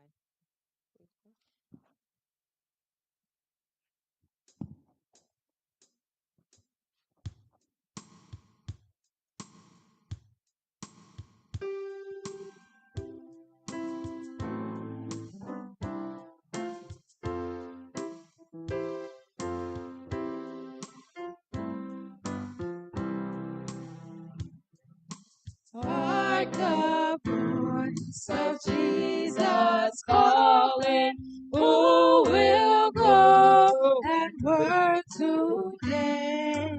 Fields are wide, the harvest waiting, who will bear the seeds away? Loud and long, the Master calling, rich reward he offers great.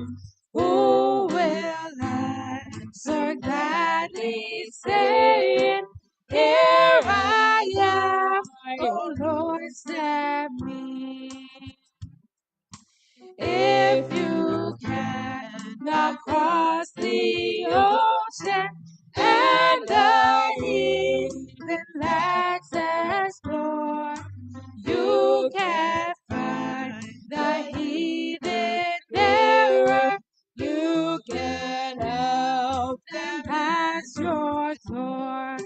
If you cannot speak like angels, if you cannot breathe like Paul, you can tell the love of Jesus. You can say he died for all.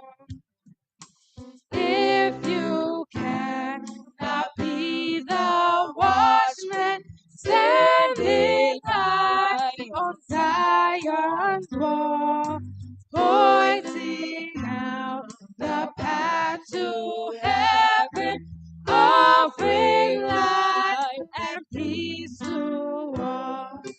With your prayers and with your bounties, you can do what heaven demands. You can be like faithful Aaron. You train up the prophet's hands.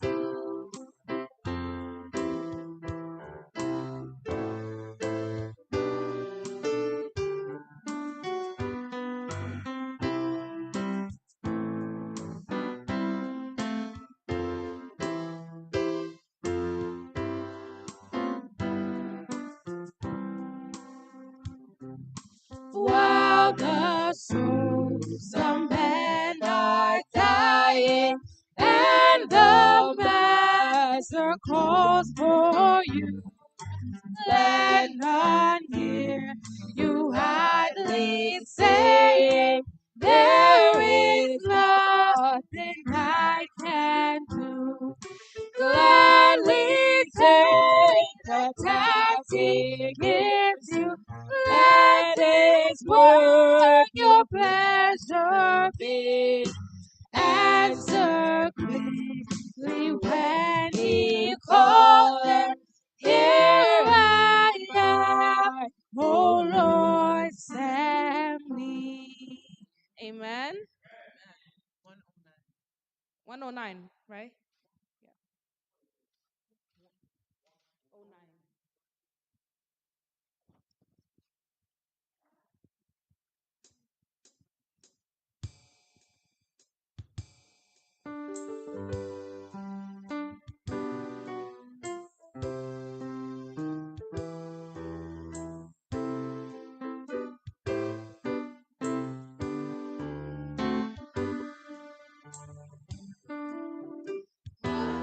Marvelous grace of our loving Lord, grace that exceeds our sin and our guilt.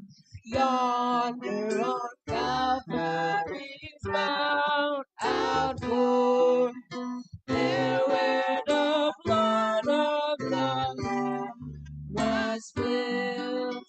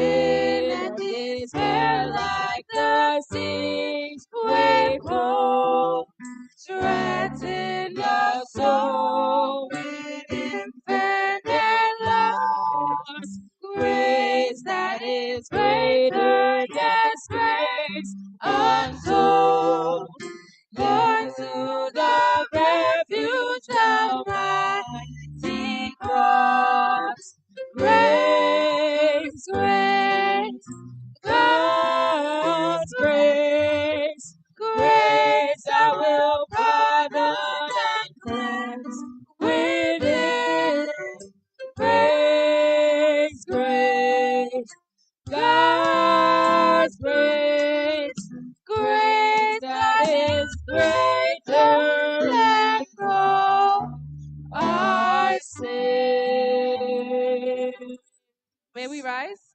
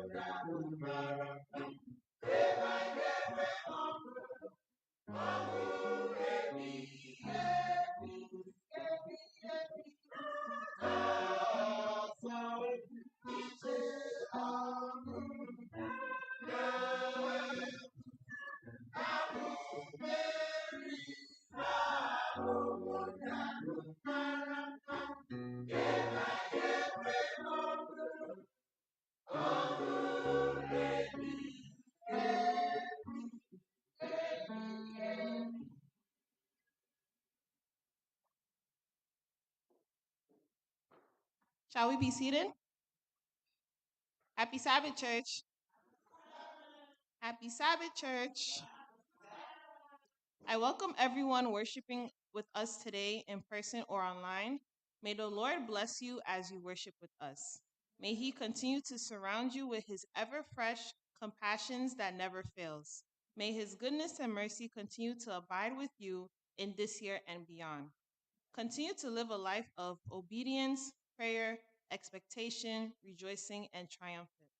Remember, this is your year of triumph and elevation. It is a year that you will be elevated to the higher ground, and you shall experience celebration and jubilation. Amen. The theme for the year is He must increase and I must decrease. John 3, verse 30. There will be church board meeting tomorrow, Sunday, May 17th, 2026, at 10 a.m. on Zoom. All board members are required to attend. Our welfare church fund is going on now. Every church member is requested to donate the sum of $100 to the fund. This amount is per person and not per family. We are glad to announce that our church, First Evil Church, has gotten her own app. It is now available in the App Store, both on Apple Store and Android. Go to the App Store and search for First Igbo SDA Church. Download this app on your phone. You can make your donations through the app and many other things. It is safe and secure. We pray that the Lord will bless this app as it will be used for the propagation of the ministry of the Lord. Amen. Our church anniversary uniform is now available for purchase. Please contact Elder Chigozier Ebere to get your uniform. The cost is $30 a piece. You can make your payment through the church online giving platform or through the church Zelle account. Pay through any of this platform and bring the receipt of your payment to Elder Ebere. Let us continue to pray for one another, pray for those who have traveled and are yet to travel, that the Lord will watch over them. Pray for the sick, the bereaved, and less privileged. Let us continue to be one another's keepers. Amen. The elder of the month of May is Elder Chigozier Ebere.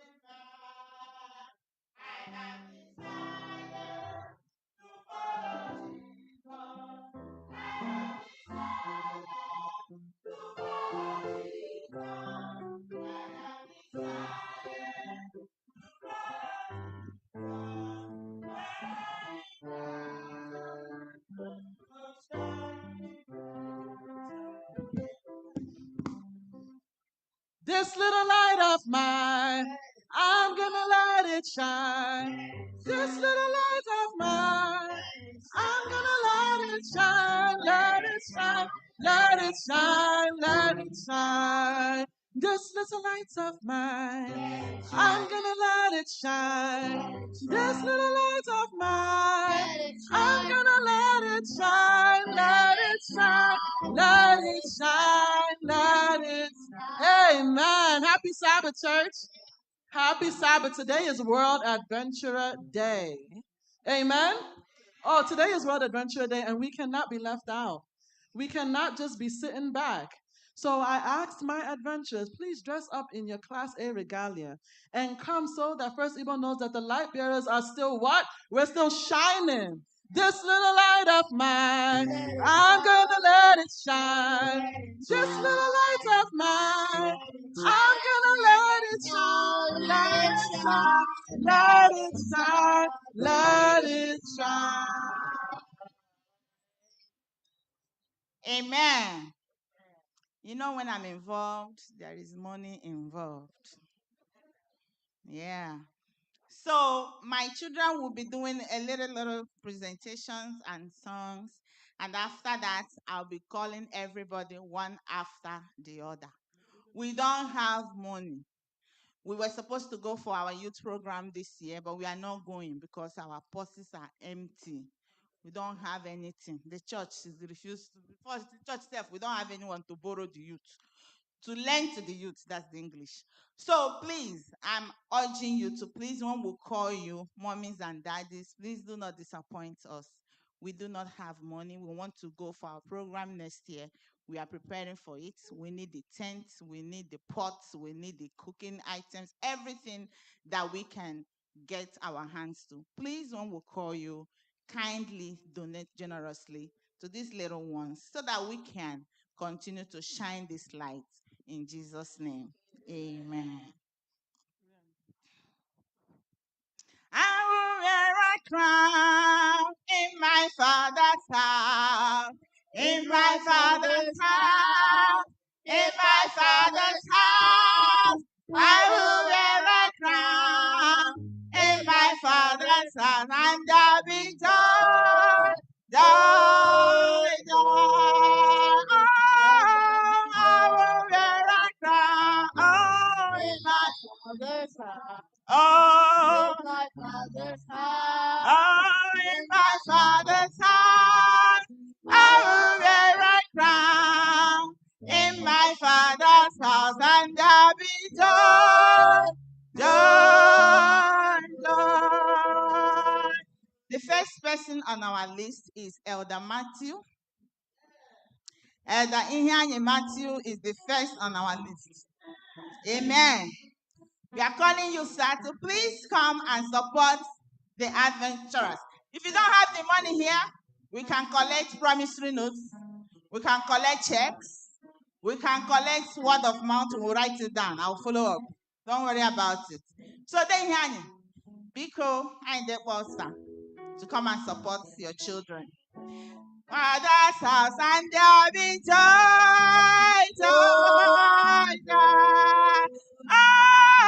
Oh, where I in my father's house. Oh, in my father's house. In my father's house. I will wear a crown. In my father's house there'll be joy, joy, joy. Amen. I will support this program with a sum of $100. Go tell it on the mountain, over the hills, everywhere. Go tell it on the mountain that Jesus Christ is Lord. Amen. I will give $50 right away to support the children. Over the hills and everywhere, Lord, tell it on the mountain that Jesus Christ is Lord.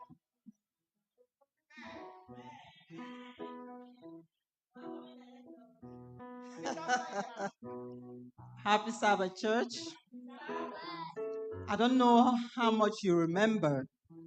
This used to be my area of expertise. I used to be the director of the Pathfinders, the adventurers, and also the youth. I used to do everything. So,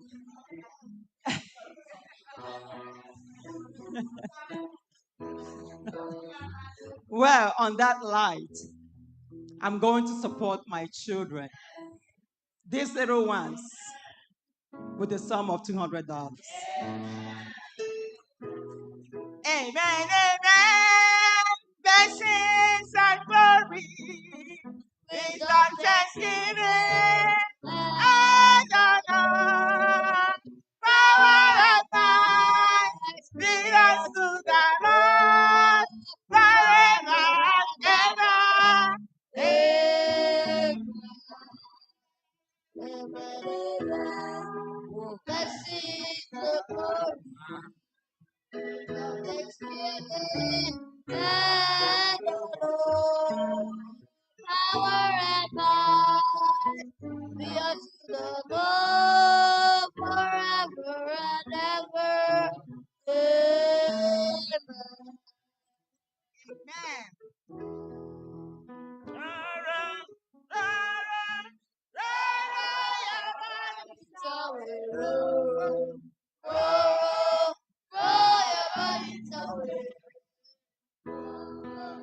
Happy Sabbath, everyone. Yeah, I seem to like what is going on. I used to be an MV member. In those days, it was called MV. Yeah, pre-war in the 60s, okay? I'm glad it's still going on, but under a different name. However, I want to support the group, not just by promising, but by with $60. Hallelujah.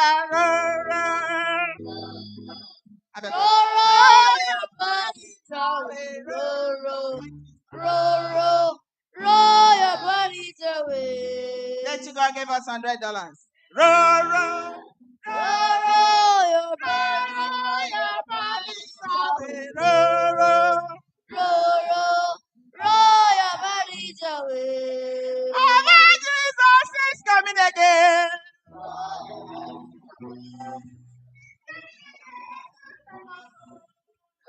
your bodies away. Roll your bodies away. Roll. Church. Roll your burdens away. I'm supporting the Adventurers Club with $100. I'm following suit. $100.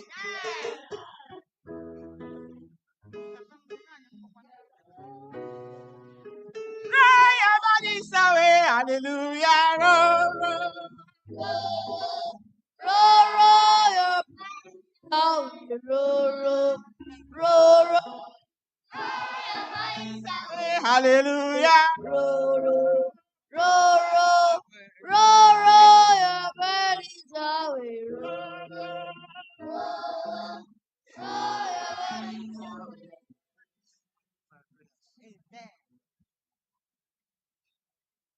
I will wear a crown In my father's house, in my father's house, in my father's I'm house, going to I support will the wear a program crown. with In my $1.50. father's house, there'll be joy, joy, joy. Chukwuka gave us $101.50. Daddy,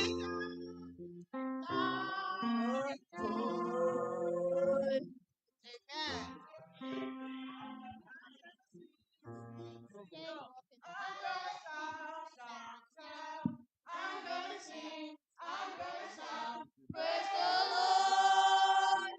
And when things are going wrong, I'm gonna stand by Jesus' side.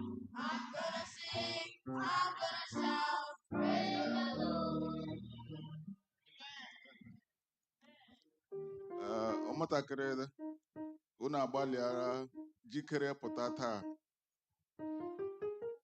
ka recognize unu na Igbo Seventh-day Catholic Church. And anyway, aha m Chima.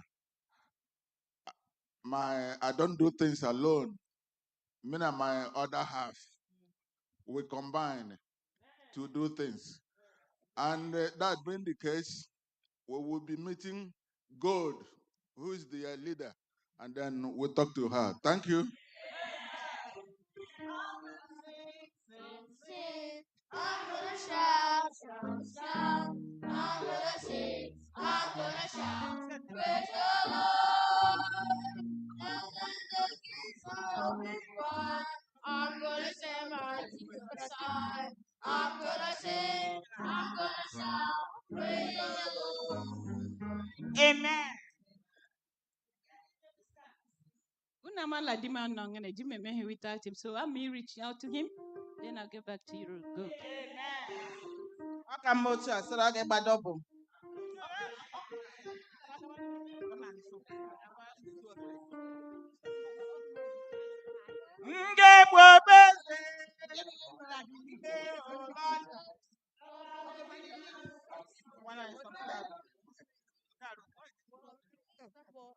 Walking with Jesus, walking every day. All right. Walking with Jesus, walking with Jesus. Amen. Amen. You know, that's my group too. I was there rolling the burdens away. Why are you here again? That's our sponsor. Oh, Jesus. All right. I'm supporting what my husband gave by $50. Amen. Walking with Jesus, walking every day, walking all the way. Walking with Jesus, walking with Jesus. Amen. We want to use this opportunity to thank.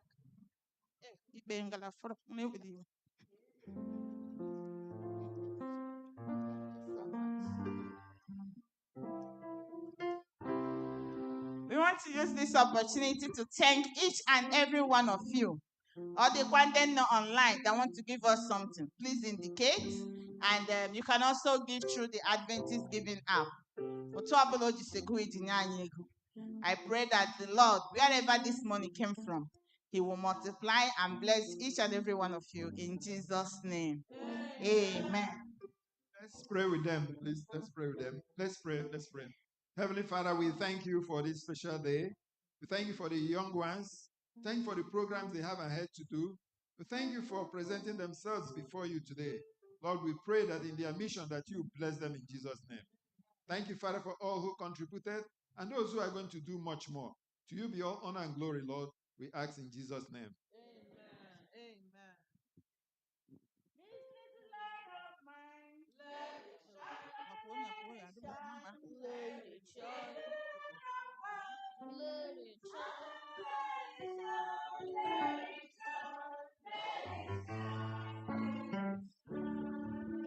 Thank you also, Dame Ladobina. God bless you. God bless you. Thank you so much. Amen. Happy Sabbath, church. Good morning. Good morning. It is wonderful to see everyone's beautiful faces today. On behalf of the church, I wanted to warmly welcome every single one of you. It is a blessing to have you here. I'm excited to hear the service, and I'm grateful that we're able to all come together in fellowship and praise. I pray that this service brings you peace, encouragement, and a deeper connection with the Lord. Amen.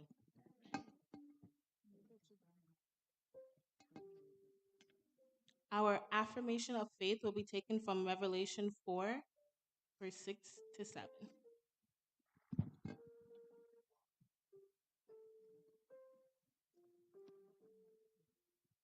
And it reads, "And I saw another angel fly in the midst of heaven, having the everlasting gospel to preach unto them that dwell on the earth, and to every nation and kindred and tongue and people, saying with a loud voice, Fear God and give glory to him, for the hour of his judgment is come, and worship him that made heaven and earth and the sea and the fountains of water." Amen. Our call to worship will be taken from Psalms 33:20 to 22. And it reads, Our soul waited for the Lord. He is our help and our shield. For our heart shall rejoice in him, because we have trusted in his holy name. Let thy mercy, O Lord, be upon us, according as we hope in thee. May the Lord bless these readings. In Jesus' name, amen.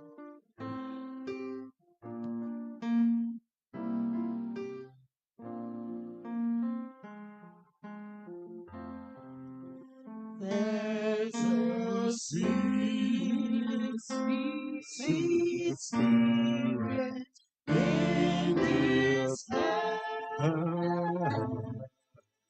And I know that it's the spirit of the Lord. There are sweet expressions on his face, and I know they feel the presence of the Lord.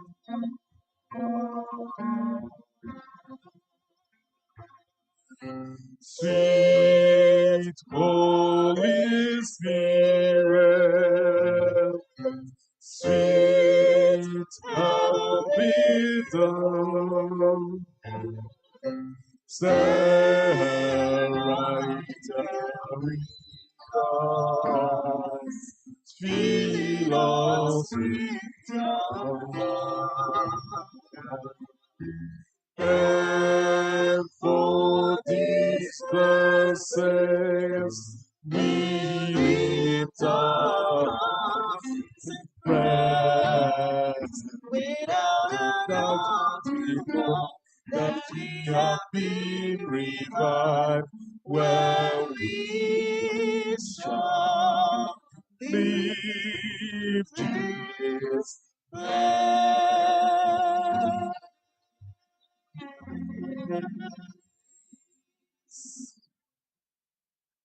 Our Father in heaven, thy children have humbly gathered in front of thee to worship thee in this thy holy Sabbath day. We ask that thou mayest make thy presence available to us. May thy Holy Spirit abide with each and every one of us here, Lord. We ask that what we're going to do this time, that will strengthen us because we know not how to speak. But with thy Holy Spirit in our minds, we ask that thou give us utterance, that every single word that may be spoken here today may bring somebody closer to thy side. At the end of time, Lord, may thou save us into thy blessed kingdom. In Jesus' holy name I pray. Amen. Let's remain standing and take our hymns to SCAH 590. SCAH 590.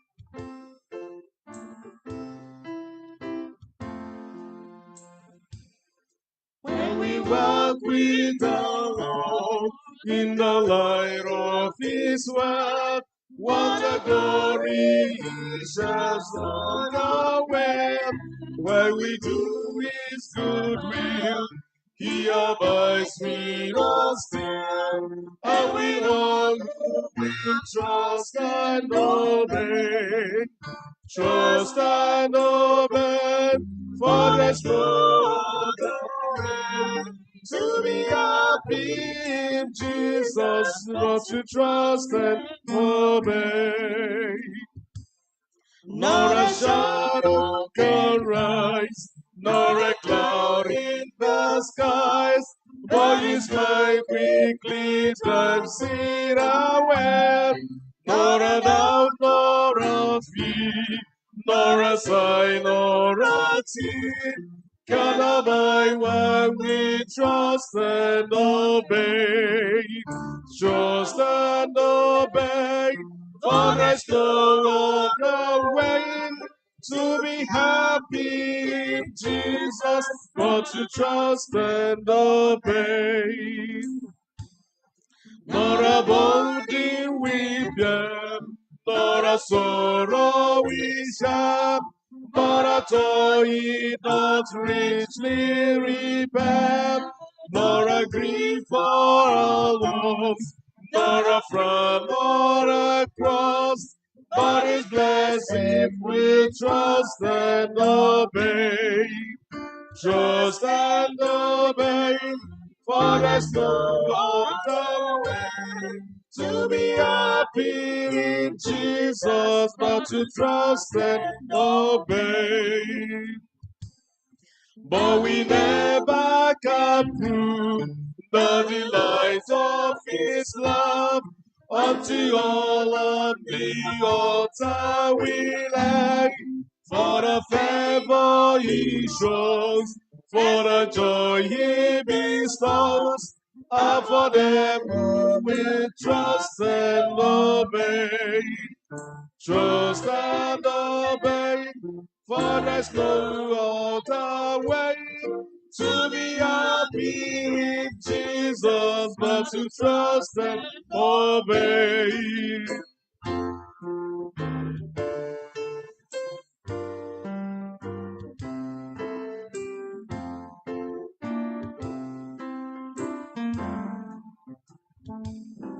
Then in fellowship's sweet, we will sit on His feet, all we want by His side in the way. What He says we will do, where He says we will go. Never fear, only trust and obey. Trust and obey, for there's no other way to be happy in Jesus, but to trust and obey. Trust and obey, for there's no other way to be happy in Jesus, but to trust and obey.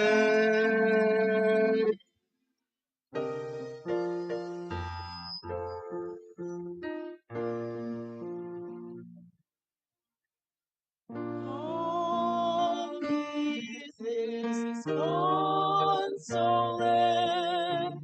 wherever ye are. Oh, come to the mercy seat. fervently kneel. He'll bring your wounded heart. He'll tear your enemies.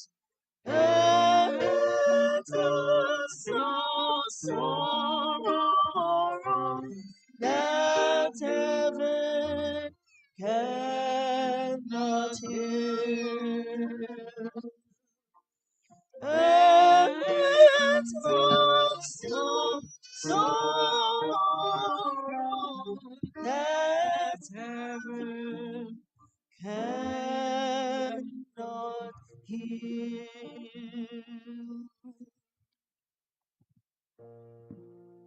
My brethren, this is a special time for you to commune with your God, your Maker. Tell him what you want. He hears and he listens.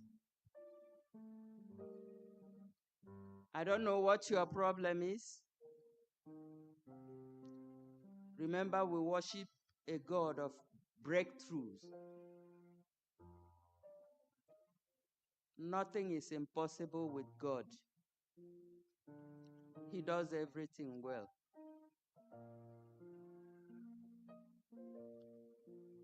Holy Father, we are yours by creation and we are yours by redemption. Even while we were yet sinners, Christ died for us. You are a marvelous God. You are the Ancient of Days, the Lion of the tribe of Judah, our strength and our refuge, the ever-present God in time of trouble. We honor you, Lord. We adore you for who you are. We magnify your name for what you are doing in the midst of your people. We are people of unclean lips. We have sinned against you in words and thoughts and action. We have done things we have no business doing. We have walked in our own willful way, Lord. When we are supposed to be quiet, we have made so much noise. And when we are supposed to lift your name up, we have not done so. We have not loved you as we ought, Lord. Like Daniel this morning or this afternoon, your people have come seeking for help, seeking for guidance, seeking for breakthrough. We ask, Lord, that you forgive us all our sins and shortcomings, the sins of omission and commission, the sins we committed because we are stiff-necked. We have gone on our individual ways. Some of us have trod where the angels fear to tread. We ask you, Lord, to come down and tabernacle with us. Lift your countenance upon us and give us peace. Hear our prayers, O Lord, and incline thy ear to us. Cleanse us from all unrighteousness, my Father. Like David, we are asking, give us wisdom so that we can keep your law and you can accept us as your children. God in heaven, we do not know how to pray. We pray that the Holy Spirit teach us how to pray today. Be in our situation, Lord. Make a hedge around us as we step into the new week,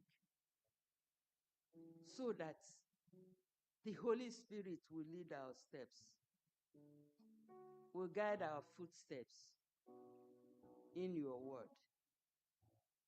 Precious Lord, cleanse us from all unrighteousness and create in us a clean heart. Help us to come and know you, the God of love, whom to know is life eternal. Ancient of days, we're coming boldly to the throne of grace because we know you have forgiven us all our sins.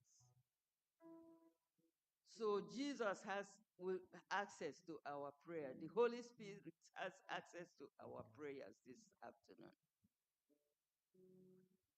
We bring the sick and shut in to your presence, Lord, and we ask for divine healing. That you raise up your right hand of righteousness and heal us all in the name of Jesus Christ. You say that those who are called by your name, we should forsake our sinful ways and seek your face, that you will come down and heal our land. On the strength of this promise, Lord, we ask you heal our land, Lord. Heal our land of our financial land. Heal our physical land, Lord. Heal our lands when we go to work, when we are on the road. Whatever we are doing, that it will be done to thy honor and glory in the name of Jesus Christ. So many people have come out this afternoon seeking your face in a special way. I do not know what their needs are, but thou who searchest the heart of every human being, search the hearts of everyone present at the command of my voice, at the hearing of my voice, and do according to thy will for each and every one of us, Lord. Be it financial, be it physical, mental, socially, Lord, heal us so that we will be healed indeed, in the name of Jesus Christ. We lift up the young man who is going to share your word this afternoon. We pray that you put the coal of fire on his lips, dear Jesus, that he will say the words that you want him to say. Help him to speak with eloquence. Give him wisdom, Lord, to share the message that thou hast given to him. Remove self, Father, so that by the time he's done, your people will be richly blessed. Do not fail to give us the blessings of the Sabbath, Lord. Bless each and every one of us that has stepped into their sanctuary today. Help us so that we will do your will every day of our life. At the end of all things, Lord, we do not know when you are going to come. We remember our children, that you be with them as they go to school. Some of them go to work. That you, Lord, be their leader, be their guide, be their protector. Make a hedge around them so that the enemy will not be able to penetrate. If for any reason they call on you, Lord, please answer them in the name of Jesus Christ. Help us on this journey. This journey of faith is not easy, my Lord. Help us so that we will remain steadfast, that we will read your word every time without ceasing, that we will pray without ceasing. Help us to surrender our life to you, precious Lord, so that when you come in the clouds of heaven, we will not be found wanting. Rather, all the things that we have heard, including the ones we are going to hear today, will not stand against us in the day of judgment. Rather, that will bring us to the throne of grace where we shall live with you eternally. Thank you, Lord, for hearing our prayers. Thank you for answering us, for we have prayed in the name of Jesus Christ, our Lord and Savior. Amen. Hear our prayer, O Lord. Hear our prayer, O Lord. Incline thine ears to us, and grant us thy peace. Amen.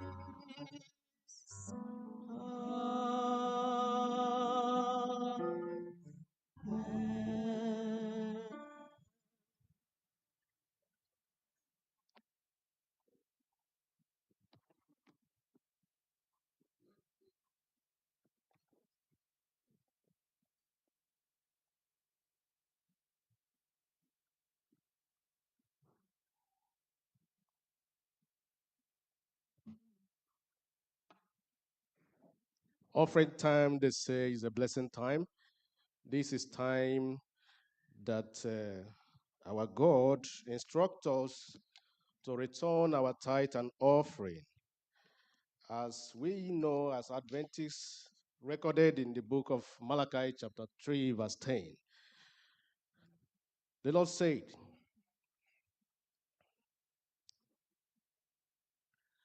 Malachi chapter 3, verse 10, and it reads, bring ye all the tithe into my storehouse, says the Lord of hosts, and try me if I will not open the windows of heaven and pour blessings in abundance, that there may not be room enough to contain it. This is one of the areas where God challenges us to demonstrate our faithfulness by returning our tithes. We all know the blessings inherent in this exercise. I call on the deacons to go around and collect the tithe and offering. Choir.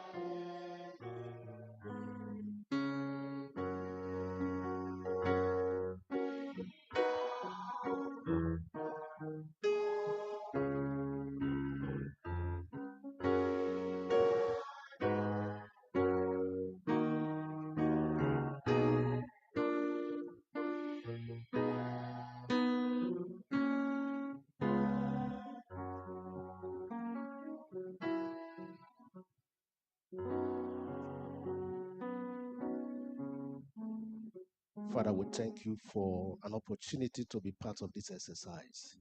We have returned our tithe and offering as you urge us in your word. Father, we know that as human, we may not have returned faithfully. We ask that you forgive us. For those of us who intend to give but do not have at this time, Father, provide for us. Father, as we go into our workplaces this week, oh God, I will pray that you increase our income. Give us that spirit of giving that we may return our tithe and offering faithfully to you, that we may receive all the blessings as you promised. Thank you, O Lord, for answering our prayer. For in Christ's name we pray. Amen. As we keep standing, we're going to take our Bible reading, our scripture reading today. The first one is taken from the book of Revelations, Revelation chapter 22, starting from verse 10 to 14. Revelation 22, starting from 10 to 14. And he said unto me, seal not the saying of the law of the prophecy of this book, for the time is at hand. He that is unjust, let him be unjust still.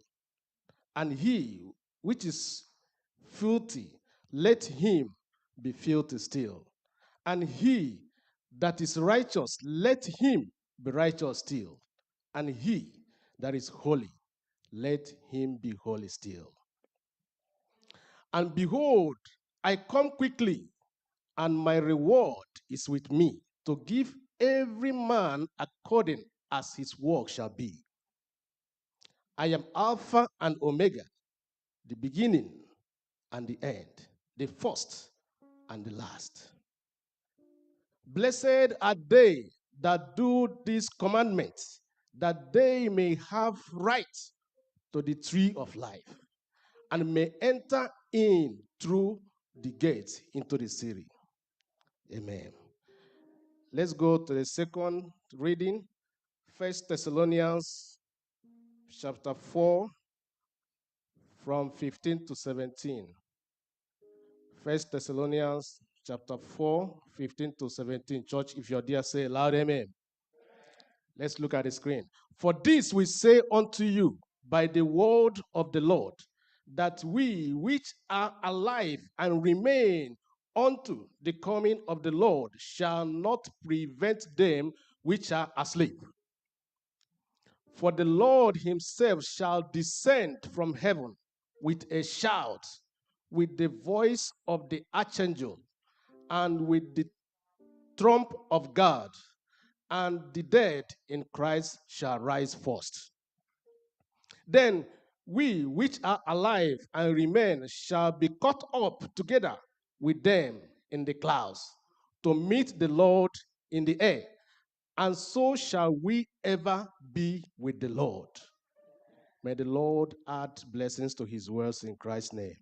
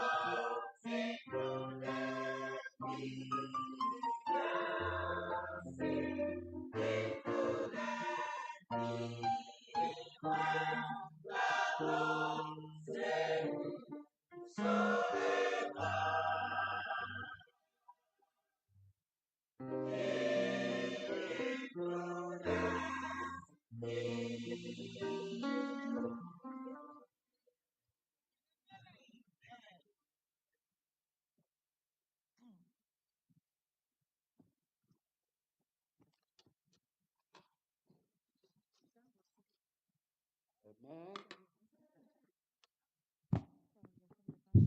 Okay. Amen. Amen. Okay. Jesus included me and each and every one of us. Amen. Um,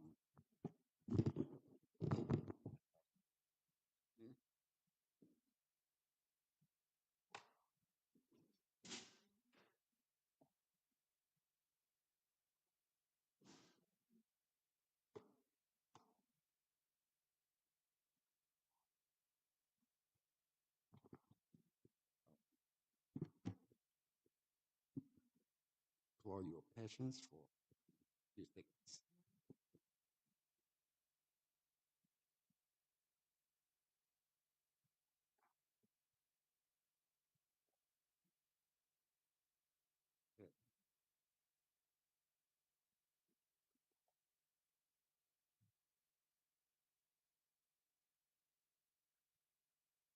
Okay. I want to thank the pastor and the elders of the church and everybody else for the opportunity to share one or two words with you today. If you might have heard any pastor, elder, or any preacher of any caliber stand on the pulpit and say to the congregation, I had many topics or other things I could have spoken about in this sermon, but I decided to choose this one. Well, I should say that the same is the case or the situation with me at this time. So in this case, it was not only the topic to discuss, but what the title of this topic should be. So again, everything about this story is true. There's no fabrication. Nothing at all was fabricated. Let us pray.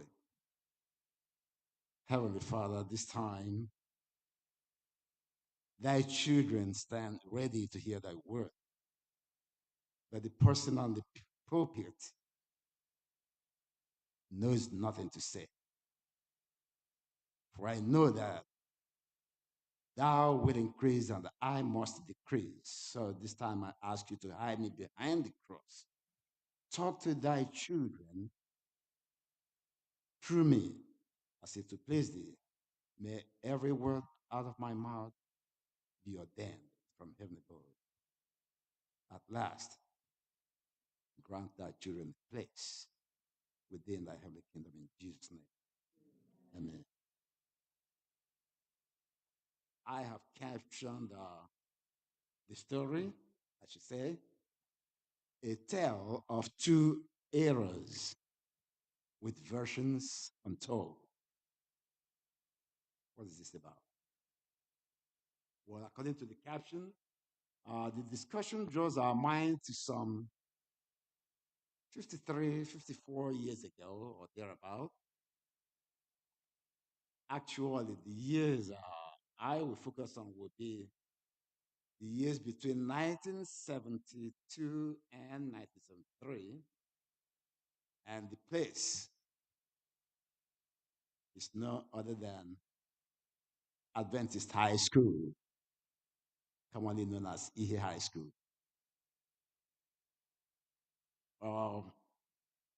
When I say we, I mean my own set, my classmates, my set of 1972,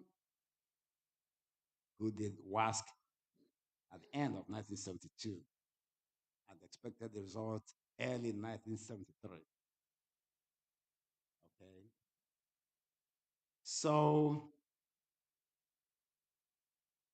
in 1972, there were a lot of us who did the WASC and expected that at the end of, we did the WASC at the end of 1972, 1973, results were expected. Okay. So that we could know those who failed and those who did however they did. Well, you know, some of the students or the candidates who pretty well knew themselves, had confidence in themselves, trusted in their abilities, they all had high hopes about their results. about their performances in the exam, and of course, expected, glaring results. All right. Well, even with the glaring performances of the bright ones who had, uh, with the glaring expectations, or who came out with academic laurels, there were some few of us, I'm talking about us, there were some few of us who were somewhat afraid of the results and whose only hope was that, well, we had done the WASC exams, which meant that we had at least passed our way to class 5 secondary school, because at the time, it was in class 5 you did the WASC, right? Okay. I know somebody will be thinking, where is this story going? Just pay attention. You know where it's going. The connection will be made. All right. So that's where I came in. We've done the WASC, we've done the exams. There are those who had high hope, high expectations, because they trusted in their confidence. Yeah, they had confidence in themselves. The few of us who were kind of were there. We did the WASC. We couldn't boast about what to expect in the result. All right. So now, before I forget, I will now focus on just me, myself, and I alone. So as I can speak about, I cannot speak about for anybody else but for myself. Whatever goes on in anybody's mind, I don't know. It became clear that I, Azul, had failed the WASC. So many things came to my mind at the time. For the first few hours, my mind was muddled out because that's not what I was expecting. All right. There was like 1,000 ideas. I could not think clearly. Well, that had its effect, emotional impact or emotional response. But consequently, I resolved to making a dumb excuse just to defend the result, my failing the WASC. So when people ask me, I would say, I had G4, trying to dismiss the failure. But then what is G4? Anybody can tell me? I don't know what G4 is. But that was my excuse. I had G4. Tried to brush off, that feeling at that time. All right. So it was an answer. I resorted to avoid answering too many people about the result of the WASC. The question is, did that really help put people away or stop asking? No. Okay. There may be some, just few of those who may be, they may really care about your success and want to know. But others, there were those who they just wanted to know about, what has become of you. All right. So I said, okay. Just as I said, that did not do much to stop people from asking, especially, when some people may claim to know you. Now, this went on, remember, from 1973 for almost about a decade. So up and down, between the years following or the years coming after, then the whole situation was winning. As I had done some other things, other jobs within 1973 and 83. But the crossroads here now came in 1983. There was a negative spiritual impact. But prior to 1983, I was away from church,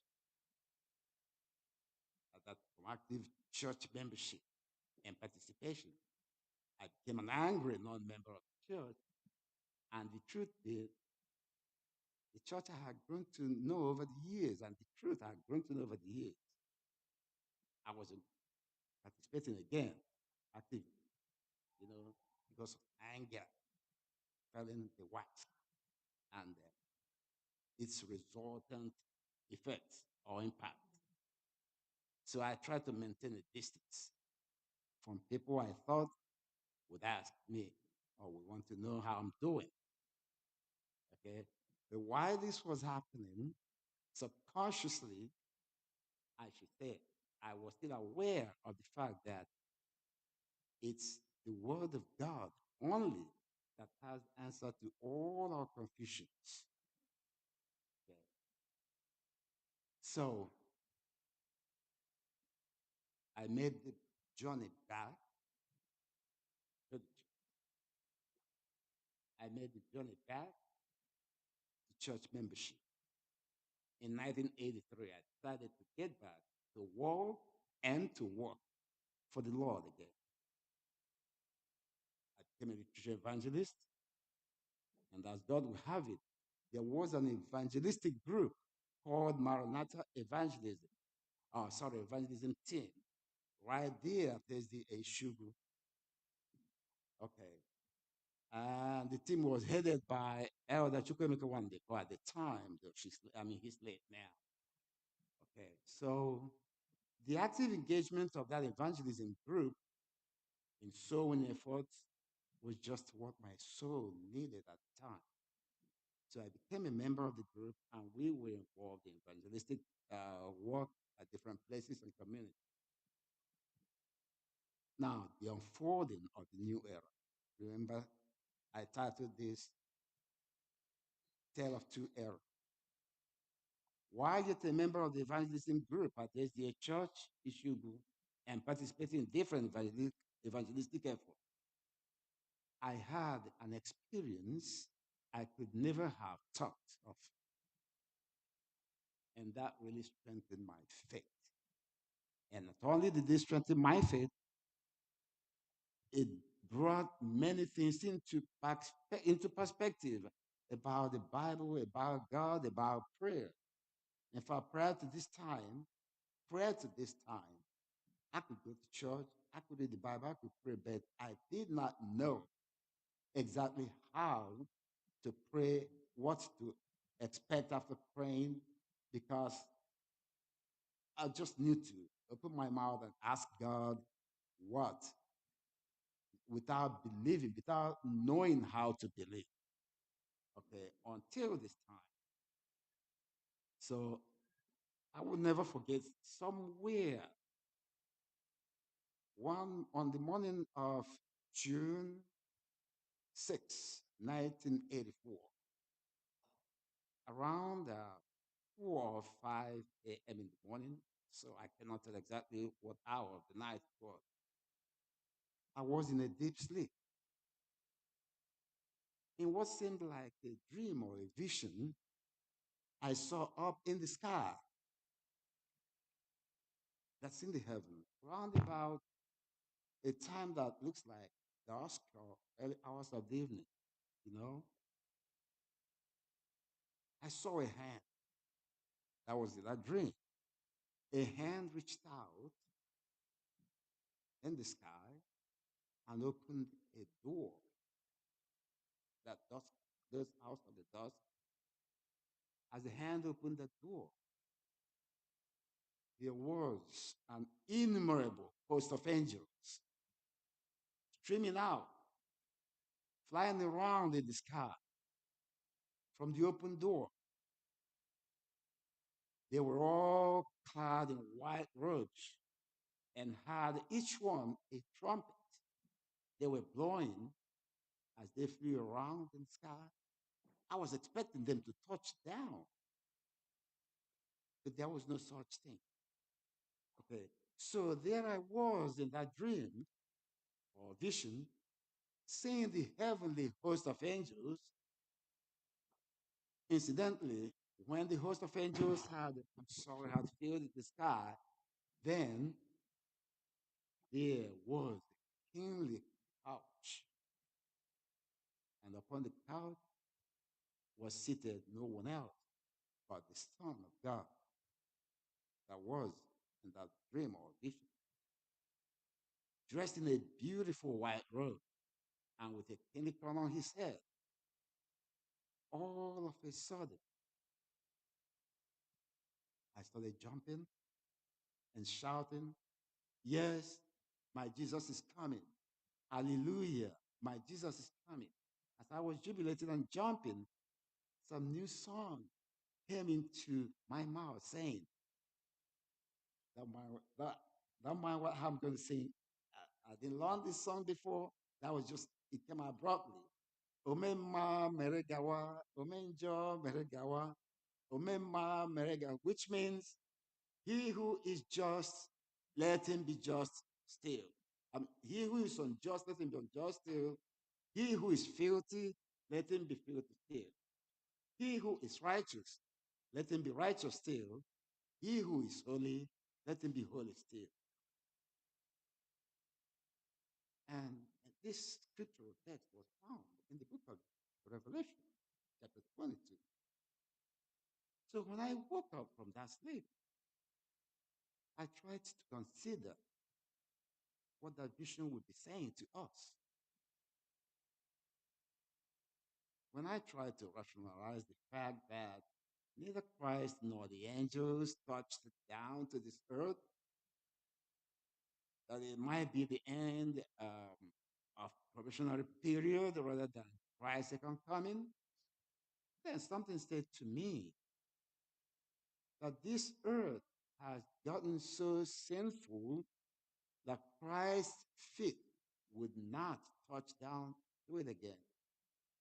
When Christ will come the second time, he will not. We should not expect him to touch this ground, because when we consider the years when Christ was on earth, what has transpired between then and now, and consider at what stage this life is, this earth, how evil, how sinful it has gotten, we can understand how Christ will not touch down to this ground again. Now, saints of God, I do not know about you, but to me, when the morning broke and we were still on this side of life, I was afraid what might be. And also sad to see that we're still here. Now, that took me to Thessalonians 4, verses 15 to 17. The Bible made it clear that Christ will see him in the cloud. Either we are alive or dead at the time, either we are alive or dead at the time, we will not stop those who are already dead, the righteous dead. We will not go before them, nor shall we stop them, but we all will rise and meet Christ in the air, and so go back with him. So shall we be forever with him. So that tells me in the dream, I said, okay,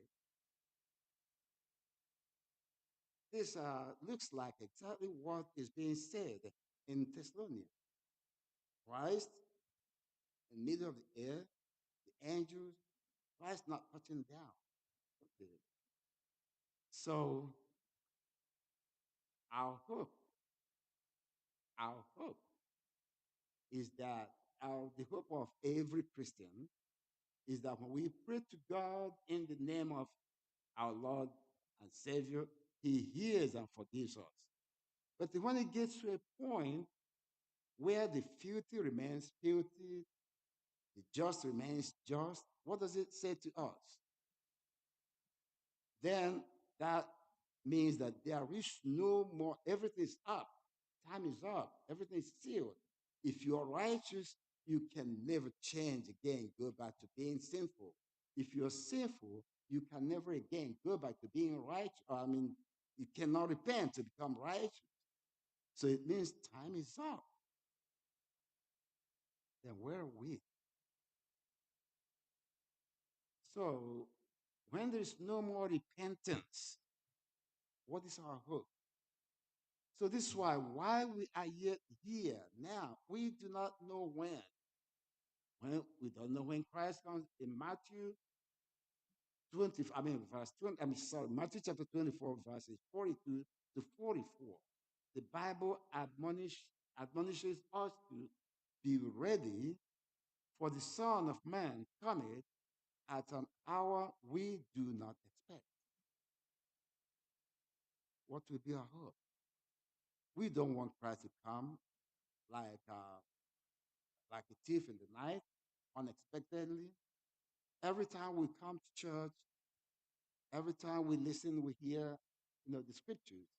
What do we make of it? So, saints, I think it is time for us to actually take what we are doing very seriously. Because, like in the book of Daniel or even in Revelation, where the prophets were told to seal the saying until a certain time, who knows? I don't know. What I'm saying is a vision I saw in 1984. It's like sealed. I never spoke about this either in the church, but I might have told some individuals. But it comes to me in a way, it makes more sense. So I felt so necessary. I felt it was very necessary for me to speak about it. So this is the short story I have for the church, that we should be prepared at all times, because like the Bible has told us in Matthew, to be ready, because we do not know the time the Son of Man might appear. What are we going to say to him? God forbid that we should be among those who may not be able to convert to become righteous. But I pray that God will help us to be among the righteous who will not be able to become sinful, so that when Christ comes, we all gather here. And those who will come here through us after, we all will be taken to inherit that everlasting kingdom he has gone to prepare for us. That's my prayer in Jesus' name. Amen.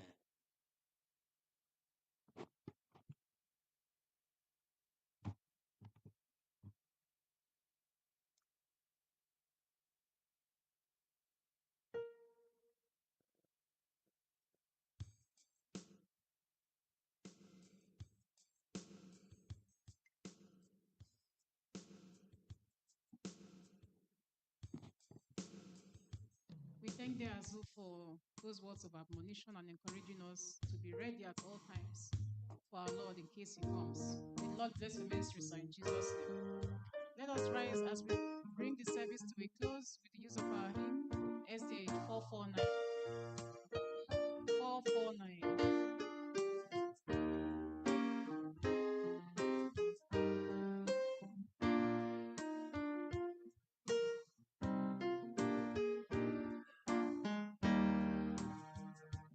There is a land of pure delight, where peace and eternal race, infinite through the night, and pleasures none is spread. We are traveling to marvelous land. We soon shall hear the trumpet sound, and soon we shall with Jesus reign, and never, never part again. One never part again. No, Never part again. Never part again. no, never part again. As soon we shall with Jesus reign, and never, never part again.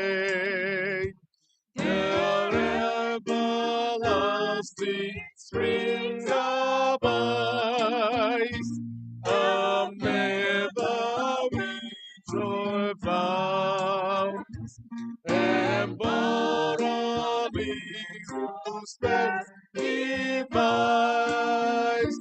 is every life from us. We are traveling to Emmanuel's land. We soon shall hear the trumpet sound. Soon we shall with Jesus reign. And never, never part again.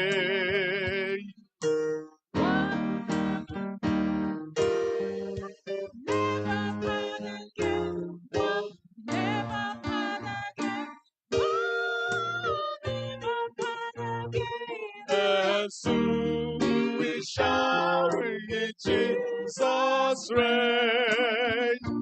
And never, never part again.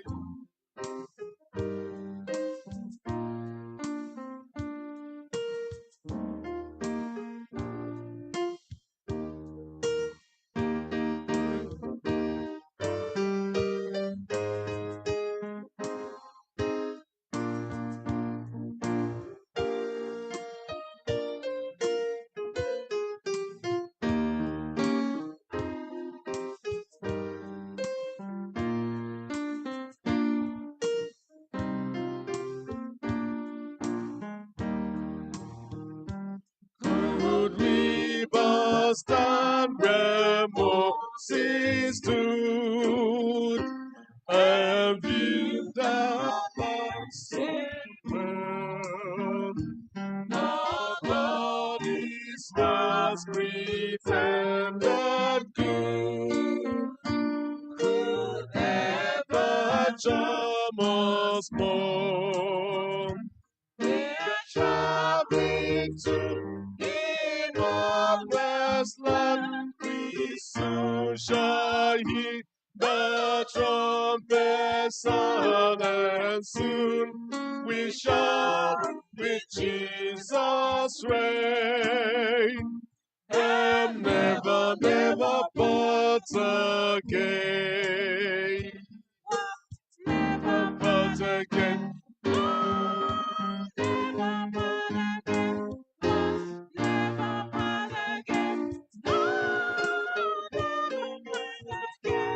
And soon we shall with Jesus reign, and never, never part again.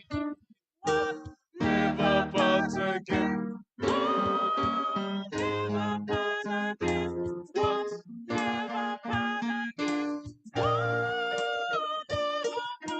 again. And soon we shall with Jesus reign, never, never part again.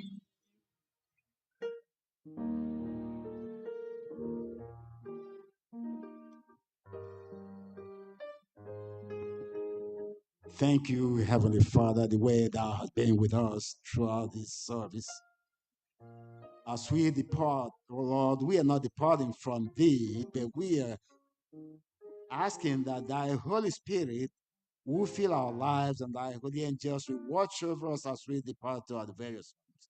May thou lead us safely, and may our hearts continue to stay on thee, that at the end of time, when thou shalt come to make up thy precious jewels, Lord, may you find us worthy, not by our own doings, but through the merits of thy Son, Jesus Christ. May we inherit that heavenly kingdom thou hast prepared for us, for I ask in the worthy name of thy Son, Jesus Christ, our Savior.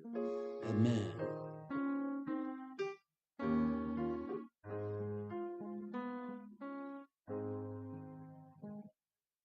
We of this world are spirit out. Hope in the coming of the Lord.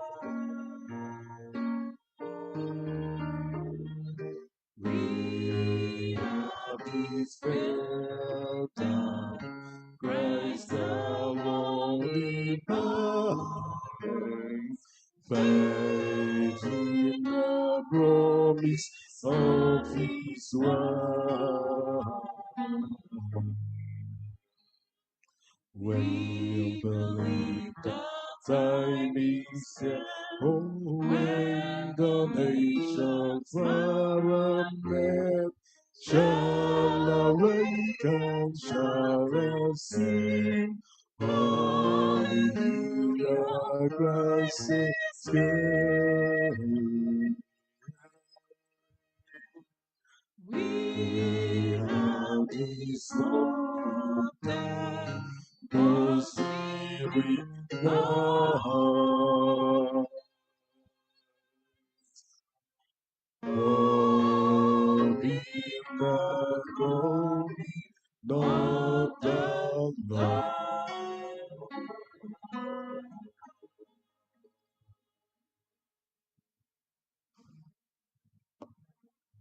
Let us sit down quietly for a moment of meditation.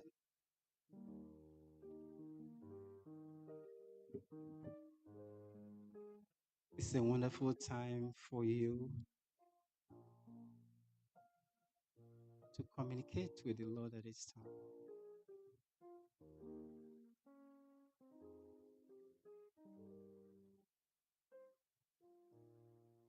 Please ask the Lord to give you empowerment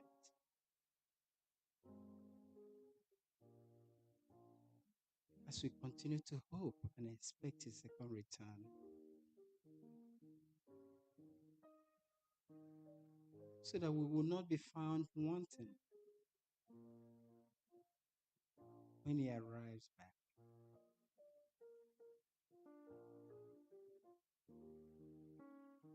May we be the ones that will be asked to rise up to meet Him in the air as He arrives.